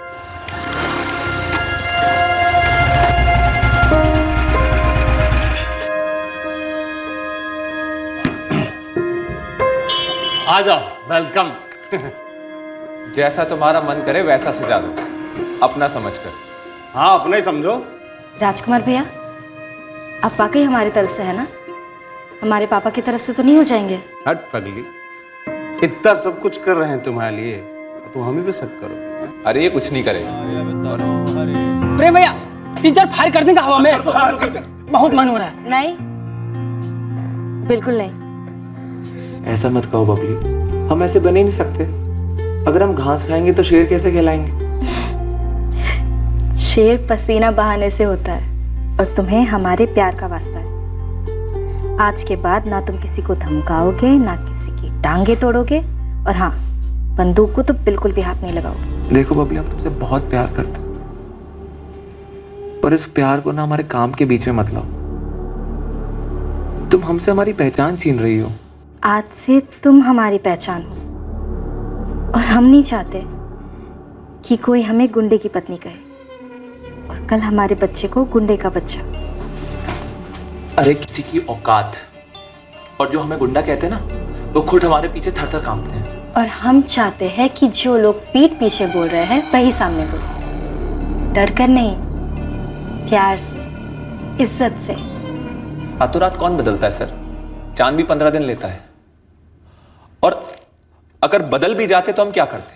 कोई और काम तो हमें आता नहीं है। हम बबली से सहमत नहीं थे, लेकिन फिर भी उसके प्यार के कारण हम बदले। बड़ी मारपीट वाले काम तो हमने छोड़ ही दिए थे, लेकिन साला ये एक काम पूरा काम तमाम कर गया सर। प्रेम भाई, हमारे पापा ना अपना जमीन 50-50 कर गए, हमारे भाई मुकेश और हमारे बीच में। हाँ, और मुकेश की जमीन हाईवे से लगी हुई है और सोने की खदान है, और तुम्हारी जमीन पे कोई कब्जा भी नहीं करता। आपको तो सब पता है? हम अपना जमीन उसको दे देंगे और थोड़ा ज़्यादा भी दे देंगे। आप हमको हाईवे वाला जमीन दिलवा दो ना। तुम बहुत कुछ किया हमारे लिए। वो जमीन तुम्हारी होगी, ज़बान है हमारी।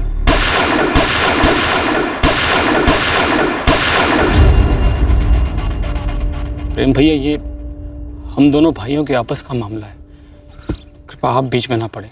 मुकेश राजकुमार तुमसे ज़्यादा हमारा भाई है। आप हमारी ज़मीन हड़प लेना चाहते हैं, ये तो नाइंसाफ़ी हुई ना। जितनी ज़मीन हम तुमसे ले रहे हैं ना, उससे थोड़ी ज़्यादा ज़मीन राजकुमार के हिस्से में से तुमको दे देंगे। प्रेम भाई, हम दोनों भाइयों को बराबर के हिस्से की ज़मीन मिली, और अब अगर हमारी ज़मीन की कीमत बढ़ गई तो उसकी नीयत बिगड़ गई। आप और आपकी ये बंदूक के दम पर हमारी ज़मीन हमसे हड़प लेना चाहता है। अगर ये बंदूक चल गई ना यहाँ, ठीक यहाँ, तो ना तुम रहोगे ना फसाद रहेगा। अपने भाई को ज़मीन दे रहे हो, खुशी खुशी दे दो, दुआ भी मिलेगी और जिंदा भी रह जाओगे। अब चलो चल के दस्तखत कर दो। वो क्या है ना, हम राजकुमार को ज़बान दे चुके हैं, लेकिन मुकेश समझा नहीं। वो पुलिस के पास गया और हम जेल चले गए, और हमारे जेल जाने के बाद बबली का कत्ल हो गया, और अब आप कह रहे हैं कि वो प्रेग्नेंट थी। सुला दिया यार तूने। तेरी प्रेम कहानी में बहुत दर्द है। ऐसा है 2 टके के गुंडे, बचपन से लेके अब तक तेरा गलत पुलिस वाले से पाला पड़ा है। सीधे सीधे बोल, बबली का मर्डर तूने अपने चेले चपाटों से करवाया या फिर पेशेवरों से? पूरी ताकत लगा दीजिए। अगर हम गुनहगार साबित हो गए ना, तो वादा कीजिए हमें हमारा घोड़ा दे देंगे और हम खुद को उड़ा देंगे। और अगर कोई और गुनहगार साबित हुआ ना, तो भी आप हमें हमारा घोड़ा दे देंगे और हमें साफ चुकता कर देंगे। वादा करता हूं तुझसे, बबली का जो भी गुनहगार है बचेगा नहीं। हम गर्भपात की दवाई रखते ही नहीं हैं, तो बेचेंगे कैसे? सेवरिया में भी तीनों दुकानदारों ने यही जवाब दिया। यहाँ गुलाल खेड़ा में तुम्हारे अलावा हामिद भाई की एक दुकान है, उन्होंने भी वही बोला जो तुमने बोला। सभी के सभी मिलकर किसे छुपा रहे हो भाई? हमें धंधा करना है, आत्महत्या नहीं। और ये छुपा उपा कर पुलिस और प्रेम से पंगा काहे को मोल ले? दोनों गांवों में सबको पता है कि प्रेम ने ही बबली को भगाया था। अब चाहे बबली खुद या उसके घर वाले, या फिर प्रेम या उसके घर वाले, दोनों में से कोई भी दवाई लेने आता तो 2 और 2 4 होने में कितनी देर लगती? तो इसका मतलब इन दोनों गांव के बाहर के किसी दुकान से खरीदी गई हुई है। हो सकता है, पता कर ले। लड़की जो मारी गई है बबली पांडे, वो आती थी आपके यहाँ पे सामान लेने के लिए दुकान में, या आसपास कोई और दुकान में? वो प्रेम यादव जी के घर से कब्बो कोनो दुकान पे नहीं आया है। वो कभी कदार उनका पत्नी मीना जी आती थी बस। और बबली पांडे उनका घर रहने कब है हमको तो ये नहीं पता। बबली के घर वालों का कहना है कि वो बबली को यहाँ से ले गए थे, लेकिन उसके कत्ल से ठीक 2 हफ्ते पहले वो यहाँ लौट आई थी। ये बात तो पूरा सेवरिया को पता है। बात जो है ना वो पंचायत तक गया था कि बबली गुलाल खेड़ा वापस जाएगी, कहीं यहाँ रहेगी सेवरिया में। सर, हम तो बार बार पंचों से कहते रहे कि हम बबली को नहीं भेज सकते। आप पूछ लीजिए सरपंच धर्मेंद्र जी से। रघुनाथ जी, प्रेम ने बबली से ब्याह किया है, ऐसा प्रेम ने हमें बताया है, और बबली को यहाँ हिफाजत से रखने के लिए कहा है। इसलिए जब तक प्रेम जेल से बाहर नहीं आ जाता, हम बबली को आपके साथ नहीं भेज सकते। जब तक प्रेम रिहा नहीं हो जाता, तब तक हम राह देखते बैठेंगे। चाचू, पापा, हम यहाँ ठीक है, हम वापस नहीं आना चाहते। और प्रेम यहाँ हो या जेल में, ये हम पति पत्नी के आपस का मामला है। अच्छा, पति पत्नी हो, मतलब तुम पत्नी हो, वो प्रेम यादव तुम्हारा पति है, तो फिर ये कौन है और हम कौन है? बेटा, हम कुछ नहीं लगते तुमरे। शांति से हमारी बात सुनो। इस वक्त हमारे साथ चलो, हम पूरे समाज के सामने तुमरा और प्रेम का रीति रिवाज से ब्याह कर देंगे, ठीक है? लेकिन इस वक्त इस बात को समझो, इस घर में तुम्हारी कोई पहचान नहीं है, कोई इज्जत नहीं है। चलो बेटा, बात मानो, हमारी माँ और चाची राह देख रहे। चलो। बबली कहीं नहीं जाएगी जब तक प्रेम बाहर नहीं आ जाता। अरे कैसे बाप हो आप जय कुमार जी? घर में बहू के होते हुए आपने अपने अय्याज बेटे की एक रखी हुई औरत को यहाँ पर पड़ा। आप दुनिया के पहले पापा होंगे जिसने अपनी ही बेटी को किसी की रखी हुई औरत कहा होगा। पत्नी है हम प्रेम के, हमारी शादी हुई है। कौन मानेगा इसी शादी को? कोई था उस शादी में? आप थे? भाई साहब, बबली खुद नहीं जाना चाहती आपके साथ। सुनाया कि बबली उनके साथ उनके घर जाएगी। सर, हमने पंचायत के फैसले का विरोध किया क्योंकि हमें डर था कि वो लोग बबली के साथ कुछ गलत कर देंगे। तब जाकर पंचायत ने रघुनाथ और सुरेश से लिखित में आश्वासन लिया कि वो लोग बबली पर कोई आंच नहीं आने देंगे। साहब, लिखित में आश्वासन दे तो दिया बबली के चाचा और बाप ने, लेकिन अपनी बात से मुकर गए। उन्हीं ने बबली को मारा है सर। जय कुमार, एक तो किसी भी माँ बाप से ऐसा आश्वासन लिखित में लेना अपने आप में सवाल खड़े करने जैसा है, और दूसरी बात, तुम्हें क्या लगता है लिखित में आश्वासन देने के बाद वो लोग ऐसा जुर्म करेंगे? तो क्या हम जो बबली को वापस भेजना ही नहीं चाहते थे, हम झूठ बोलेंगे कि बबली हमारे यहाँ वापस आई नहीं? हम क्या बबली के कत्ल का बोझ अपने सर पर लेंगे सर?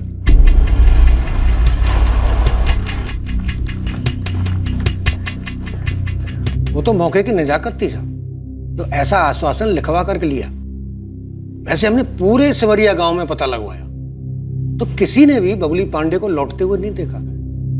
पर यह भी सच है, जब वो जय कुमार के घर में थी तब भी किसी ने नहीं देखा था उसको, क्योंकि वो घर से बाहर ही नहीं निकलती थी। आपको क्या लगता है कौन झूठ बोल रहा है, जय कुमार यादव या रघुनाथ पांडे? क्या पता साहब, बबली पांडे एक गुंडे के लिए अपने माँ बाप का घर छोड़कर आई, तो इससे उसके माँ बाप की बेइज्जती तो हुई होगी साहब। लेकिन सच कहूं तो यादव परिवार को भी ये रिश्ता मंजूर नहीं था। तमाचा तो साहब दोनों ही परिवारों के मुंह पर पड़ा है, और इस सब की जड़ बबली पांडे थी। अब कौन किसके ऊपर पलटवार कर गया कुछ बोल नहीं सकते साहब।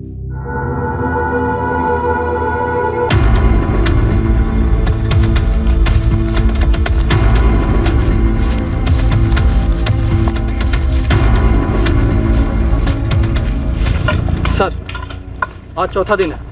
भवानी पोस्ट की जंग का चप्पा चप्पा छाना गया।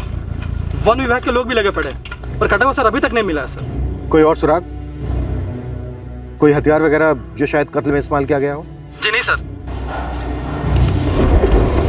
अब तक हमें ना बबली का कटा हुआ सर मिला था और ना ही इस केस से जुड़ा एक भी सुराग।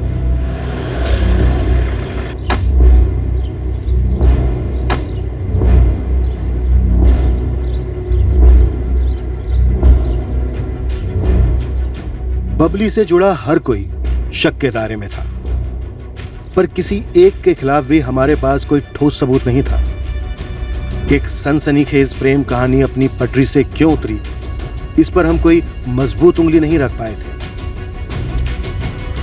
फिर हाथ लगे बबली के फोन रिकॉर्ड्स और एक अहम जानकारी, तब जाकर लगने लगा कि शायद अब हम इस हत्या की सच्चाई के करीब आने लगे हैं। सर, 29 अगस्त 2016 से 13 सितंबर 2016 तक, यानी कत्ल के 2 हफ्ते पहले से ठीक एक दिन पहले तक बबली की सेल फोन लोकेशन सेवरिया थी। अब ऐसा लग रहा है कि ये जय कुमार झूठ पे झूठ बोले जा रहा है। इतने दिन तक बबली जय कुमार के घर पर थी, ऐसा हो ही नहीं सकता कि जय कुमार और उसकी फैमिली को पता ना हो कि बबली प्रेग्नेंट है।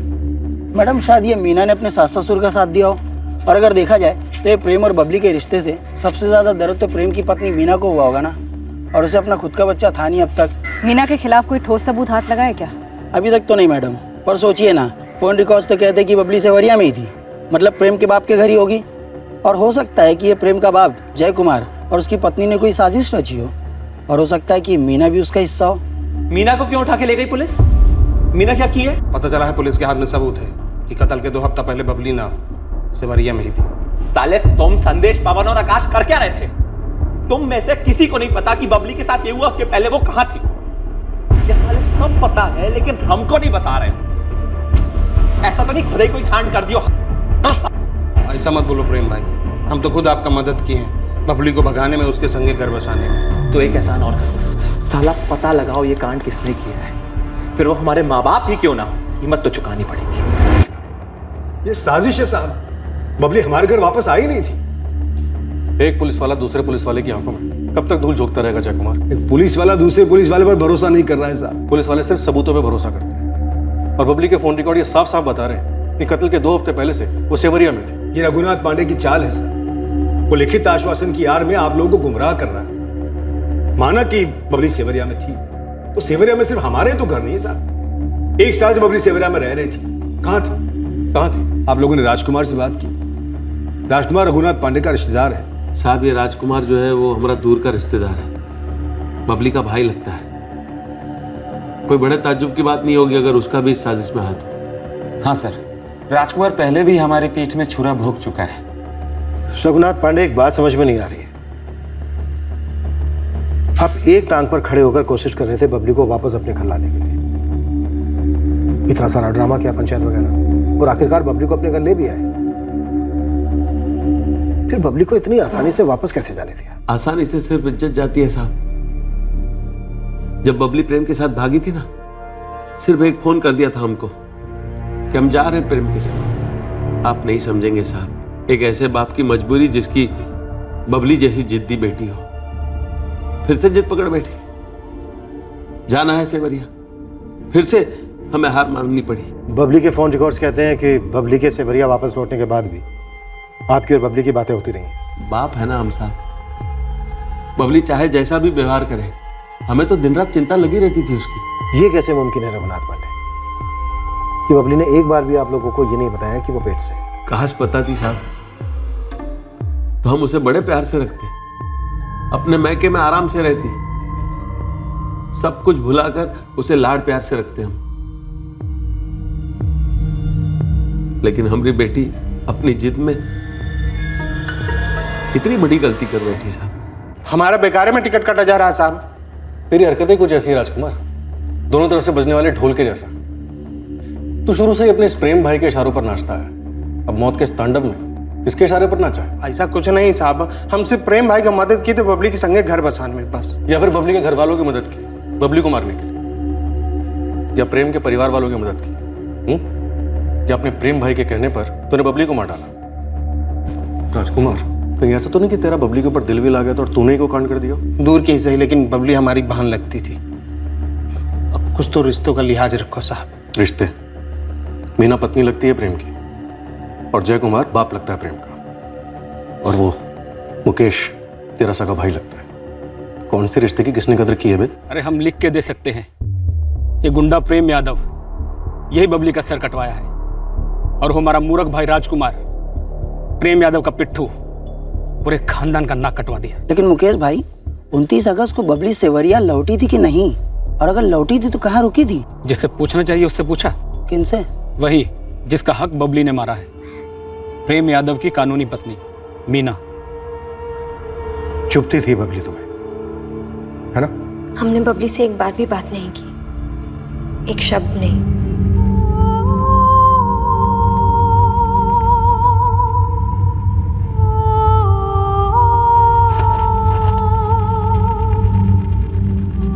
तुम्हारे सास ससुर ने बबली को धोखे से कोई दवाई खिलाई थी जिसकी वजह से उसका गर्भपात हुआ?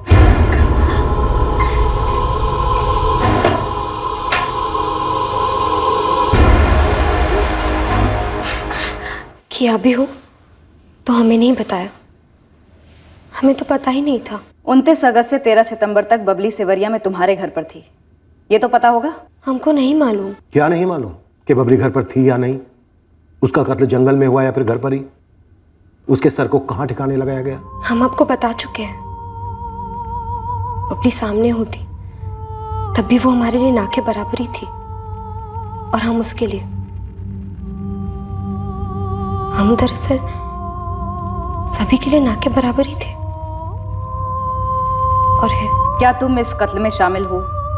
क्या तुम इस कत्ल का हिस्सा हो? बबली कत्ल का हिस्सा थी। किसके कत्ल में? अपने बच्चे के? हमारे पति के साथ मिलकर हिस्सा लिया। सुनो, खाना बना दो और डब्बे में भर दो, 2 लोगों का खाना। हम लोग कहीं बाहर जा रहे हैं? हम लोग नहीं, सिर्फ हम जा रहे हैं। हाँ, और कुछ मीठा भी बना देना। दूसरे दिन हमें पता चला प्रेम ने वो खाना अपने और बबली के लिए बनवाया था हमसे। उस दिन से प्रेम लगभग पूरा वक्त बबली के साथ ही गुजारते थे। क्या झूठ बोलेगी? सर, बबली के घाव से पहले मीना घायल थी। मीना और उसके पति प्रेम के बीच में पति पत्नी जैसे संबंध नहीं थे, ऐसा सुना है। तो वो किसी को बचाने के लिए झूठ बोलेगी, ऐसा लगता तो नहीं है। अगर मीना झूठ नहीं बोल रही है तो मतलब प्रेम यादव के माँ बाप जो कह रहे हैं, क्या वो सही है कि बबली अपने पिता के घर गुलाल खेड़ा से कभी सेवरिया वापस आई नहीं? सर, गुलाल खेड़ा में बबली के कॉलेज के फ्रेंड्स, उसकी माँ, चाची, सबसे हर तरह से घुमा घुमा कर पूछा। सबका कहना एक ही है कि बबली कत्ल के 2 हफ्ते पहले से ही अपने माँ बाप के घर में नहीं थी। ये तो बड़ी अजीब बात है, न वो मायके में थी न ससुराल में, पर उसके फोन रिकॉर्ड्स की लोकेशन तो सिवरिया में ही है। सेवरिया में शायद कोई अफेयर हुआ हो। वैसे भी प्रेम के अनुसार बबली प्रेम के पीछे पड़ी हुई कि प्रेम अपने सारे गलत धंधे छोड़ दे, लेकिन प्रेम ने छोड़े नहीं पूरी तरह से। तो शायद बबली ने कोई अफेयर कर लिया हो और उसे लगा हो कि अब बच्चा नहीं चाहिए, इसलिए खुद उसने बच्चा गिरा दिया हो। सर मैंने एक और एंगल टटोला, मुकेश चतुर्वेदी वाला, जिसकी जमीन ये प्रेम यादव छीनने चला था। शायद उसने कोई बदला लिया, लेकिन उसमें भी एक गर्भ गिराने वाला एंगल कुछ फिट नहीं बैठ रहा। सर ये अबॉर्शन वाला एंगल तो बबली और प्रेम के परिवार से ही फिट बैठता है।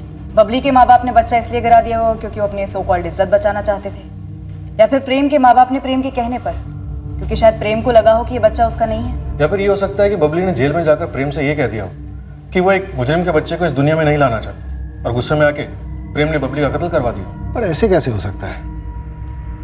पूरे गुलाल खेड़ा में, सेवरिया में, यहाँ चौरागंज में एक भी ऐसा डॉक्टर नहीं है जिससे बबली ने प्रेगनेंसी के दौरान कंसल्ट किया हो, या जिसने बबली को या बबली से जुड़े किसी को भी गर्भपात की गोली की पर्ची लिख के दी हो, या फिर कम से कम गोली का नाम बताया।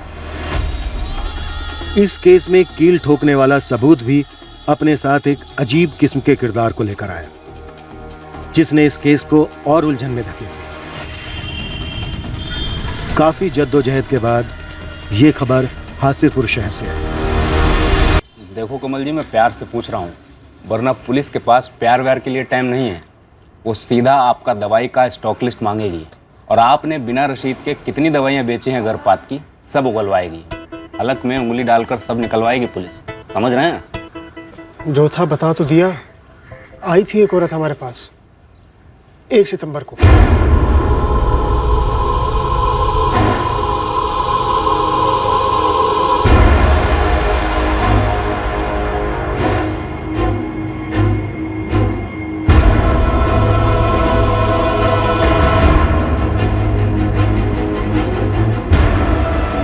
नहीं साहब, ये नहीं थी।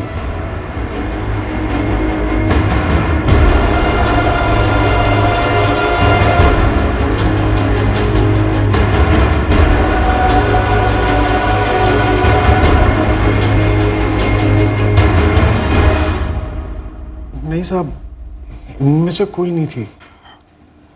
वो आपके खबीर ने ये सारी फोटो मुझे दिखाई थी पहले। उस औरत ने अपना नाम बताया था तुम्हें? उस डॉक्टर की पर्ची दिखाई और दवा लेके चली गई। वो पर्ची रखी है संभाल के? कौन से डॉक्टर ने लिखी थी? डॉक्टर की पर्ची तो नहीं थी, कागज पे लिखा हुआ था। और तूने उससे दवाई दे दी अबॉर्शन की? गलती हो गई साहब, आइंदा कभी नहीं होगी, कसम से। हमें उस औरत का हुलिया बताना होगा, इतना तो कर लेगा ना? मेडिकल स्टोर का मालिक कमल हमारी कोई मदद नहीं कर पाया। कमल का बताया हुआ हुलिया उसके खुद के मुताबिक उस औरत से बिल्कुल मेल नहीं खा रहा था जो गर्भपात की दवाई खरीदने आई थी। पर इतना अंदाजा तो लग ही गया था कि वो औरत जरूर बबली की कोई करीबी थी जो शायद इसमें इन्वॉल्व थी। हमने हर संदिग्ध पर बारीकी से नजर रखी, उसके हर छोटे से छोटे रिश्ते को भी खंगाला। ये 10 स्केचेस हैं, इनमें से कोई एक भी एक्यूरेट हो ऐसा लग नहीं रहा है। अबॉर्शन की दवाइयाँ लेने के लिए कोई दूसरी औरत गई थी, बबली खुद नहीं गई थी। यानी पूरे चांसेस हैं कि बबली की मर्जी के बगैर उसका बच्चा गिराने की साजिश रची गई होगी। शायद कोई इर्द गिर्द की होगी जो सामने नहीं आई हो अब तक। बिल्कुल सही। दोनों परिवार, खुद प्रेम, ये राजकुमार का भाई मुकेश, किसने किसका साथ दिया ये कुछ भी क्लियर नहीं है। इनकी फैमिली में जितनी भी औरतें हैं जिनसे हम नहीं मिले अभी तक, जिसे हासिरपुर भेजकर उसके जरिए अबॉर्शन की दवाई मंगवाई गई, ढूंढ निकालो उसको।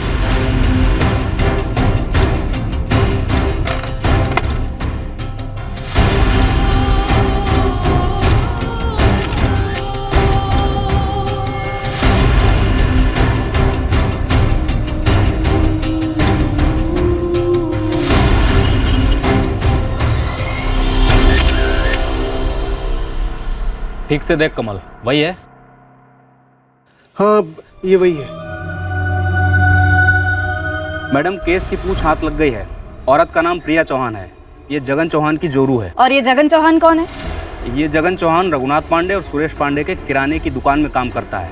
वो जगन ही था जिसने बबली और प्रेम की लव स्टोरी का भांडा फोड़ा था, और बबली की लाश की जानकारी सुरेश और रघु तक पहुंचाने का उस सारे नाटक का सूत्रधार भी यही जगन था। जगन की बीवी प्रिया को दवाई लेने भेजा गया। अब 2 और 2 का गणित है मैडम।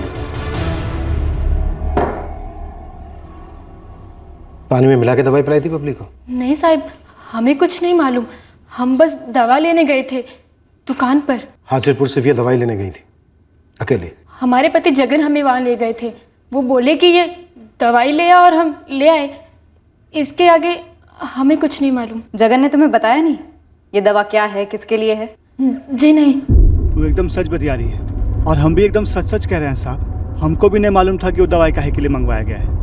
बबली को मारने में हमारा कोनो हाथ नहीं है साहब। साहब हम तो बस अपने मालिक की वफादारी निभा रहे थे साहब, और कुछ नहीं साहब। बबली की सरकटी लाश को तुरंत पहचानना। ये भी तेरी मालिकों की साजिश का हिस्सा था और दवाई लेने भी उन्होंने भेजा। सुनो जगन, ये जो दवाई लिखी है पर्ची में, इसे लाना है। जी भैया। और सुनो, यहाँ के किसी मेडिकल से मत लेना।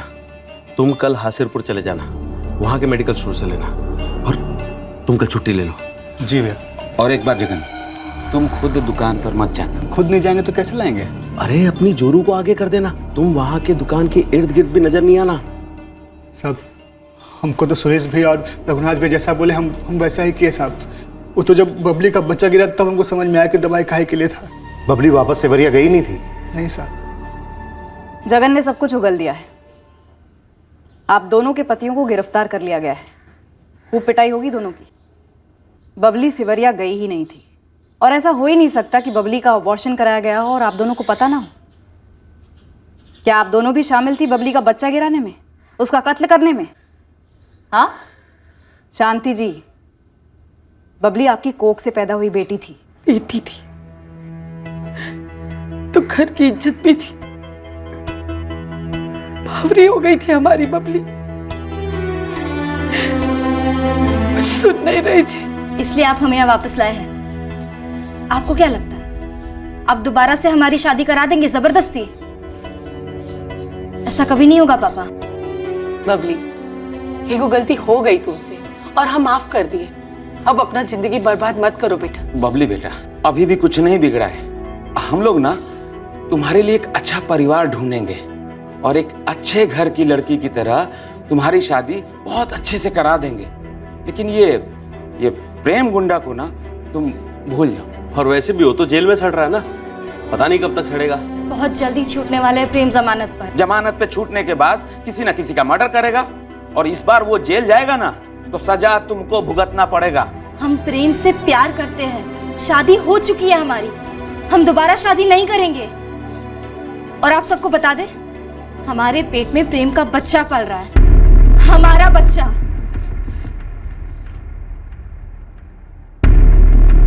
तुम दोनों को ना यहाँ कोई धोखे से गोली दी जाएगी और ना ही सर काटा जाएगा। लेकिन यकीन करो, दर्द दबला होगा जब तबीयत से कुटाई होगी। काश ये कुटाई आप उस प्रेम यादव की तब करते जब वो हमारी बेटी को बहका रहा था, तो ना हमारी बबली फंसती और ना ही हमारी इज्जत की धज्जियां उड़ती। हम लोग क्या करते साहब, जब हमारे घर की बच्ची बड़ी बेशर्मी से एक गुंडे के साथ भाग जाती है, 1 साल के बाद वो अपने पेट में लेकर आती है और आंख में आंख मिलाकर बात करती है।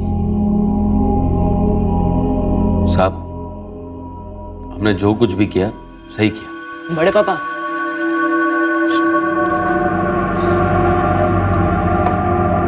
ये गोली आती है, हमने इंटरनेट पर ढूंढा है। थोड़ी तकलीफ होगी लेकिन काम कर जाएगी। गांव के मेडिकल में शायद से ना मिले, शहर से मंगवानी पड़ेगी। अच्छा सुनो देवेन बेटा, एक और जरूरी काम करना है। क्या पापा? तुम अपनी बबली दीदी के पास जाओगे और बातचीत करते हुए बबली दीदी का ध्यान बटान लेना और उसका मोबाइल ले लेना, और वो मोबाइल हमको ला कर दो। समझ रहे हो ना? जी पापा। अच्छा, तो फोन को सेवरिया भेजा गया और वहां से बबली के फोन से कॉल्स भी किए गए और बबली गुलालखेड़ा में थी, आप ही के घर पे। बबली को दोबारा उस गांव में भेजने का तो सवाल ही पैदा नहीं उठता था साहब। वो प्रेम यादव और उसके परिवार का मनहूस साया बबली पर दोबारा ना पड़े, यही प्लानिंग थी हमारी। और कोनो रास्ता नहीं है शांति। इतनी बड़ी गलती का इलाज ये छोटी सी गोली है। इसे खाने में मिला कर दे दो। ये सारी मीठी मीठी बातें सब नाटक था ना। मार डाला हमारे बच्चे को, मार डाला। बेटा मेरी बात सुन। हाथ मत लगाना। अरे लेकिन वो मंदिर में हुई शादी कोई शादी नहीं थी। अरे जी हम मानते हैं ना उस शादी को, लेकिन दुनिया नहीं मानती। तू बाहर में जाए दुनिया। बबली बेटा, तुमको इसी दुनिया में रहना है बेटा, और हम सबको इस दुनिया को मुंह दिखाना पड़ता है, लेकिन उस बच्चे की वजह से सबका मुंह काला हो जाता, और फिर वो बच्चा क्या कहलाता? एक गुंडे का कहलाता। तो आप सब क्या हो चाचा? हाँ? क्या हो आप सब? दुनिया के सबसे बड़े गुंडे तो आप हो। हत्यारे हो, हत्यारे। हमारे बच्चे को मार डाला। बबली, मेरी बात सुनो बेटी। मत कहो हमें बेटी। अब जैसा धोखेबाज और छोटा आदमी हमने आज तक दुनिया में नहीं देखा है। प्रेम हमारे साथ ऐसा कभी नहीं करते। दुनिया में आज जैसा बाप और ऐसा घटिया परिवार किसी लड़की को ना मिले। आप लोग ये मत सोचना कि हम चुप रहेंगे। आप हमें प्रेम से अलग कर ही नहीं सकते। हम उसे सब बता देंगे, सब बता देंगे हम प्रेम को। बबली बेटा,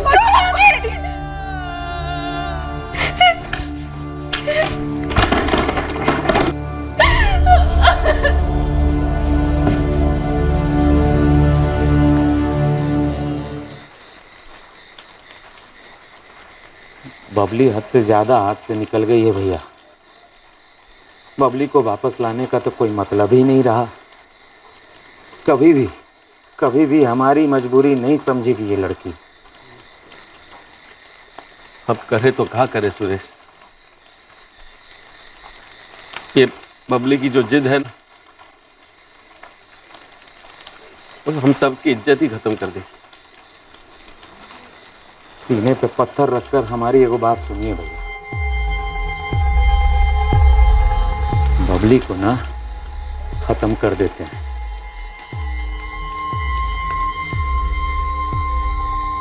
पूरे परिवार को मालूम था कि 14 सितंबर को बबली का कत्ल कर दिया तुम लोगों ने? नहीं, हमने सबके सोने का इंतजार किया। लेकिन जब बबली घर पे दिखी नहीं तो किसी ने कुछ पूछा नहीं? नहीं पूछा। क्यों? रघुनाथ पांडे पर अपनी बेटी बबली की हत्या का मुकदमा चलेगा।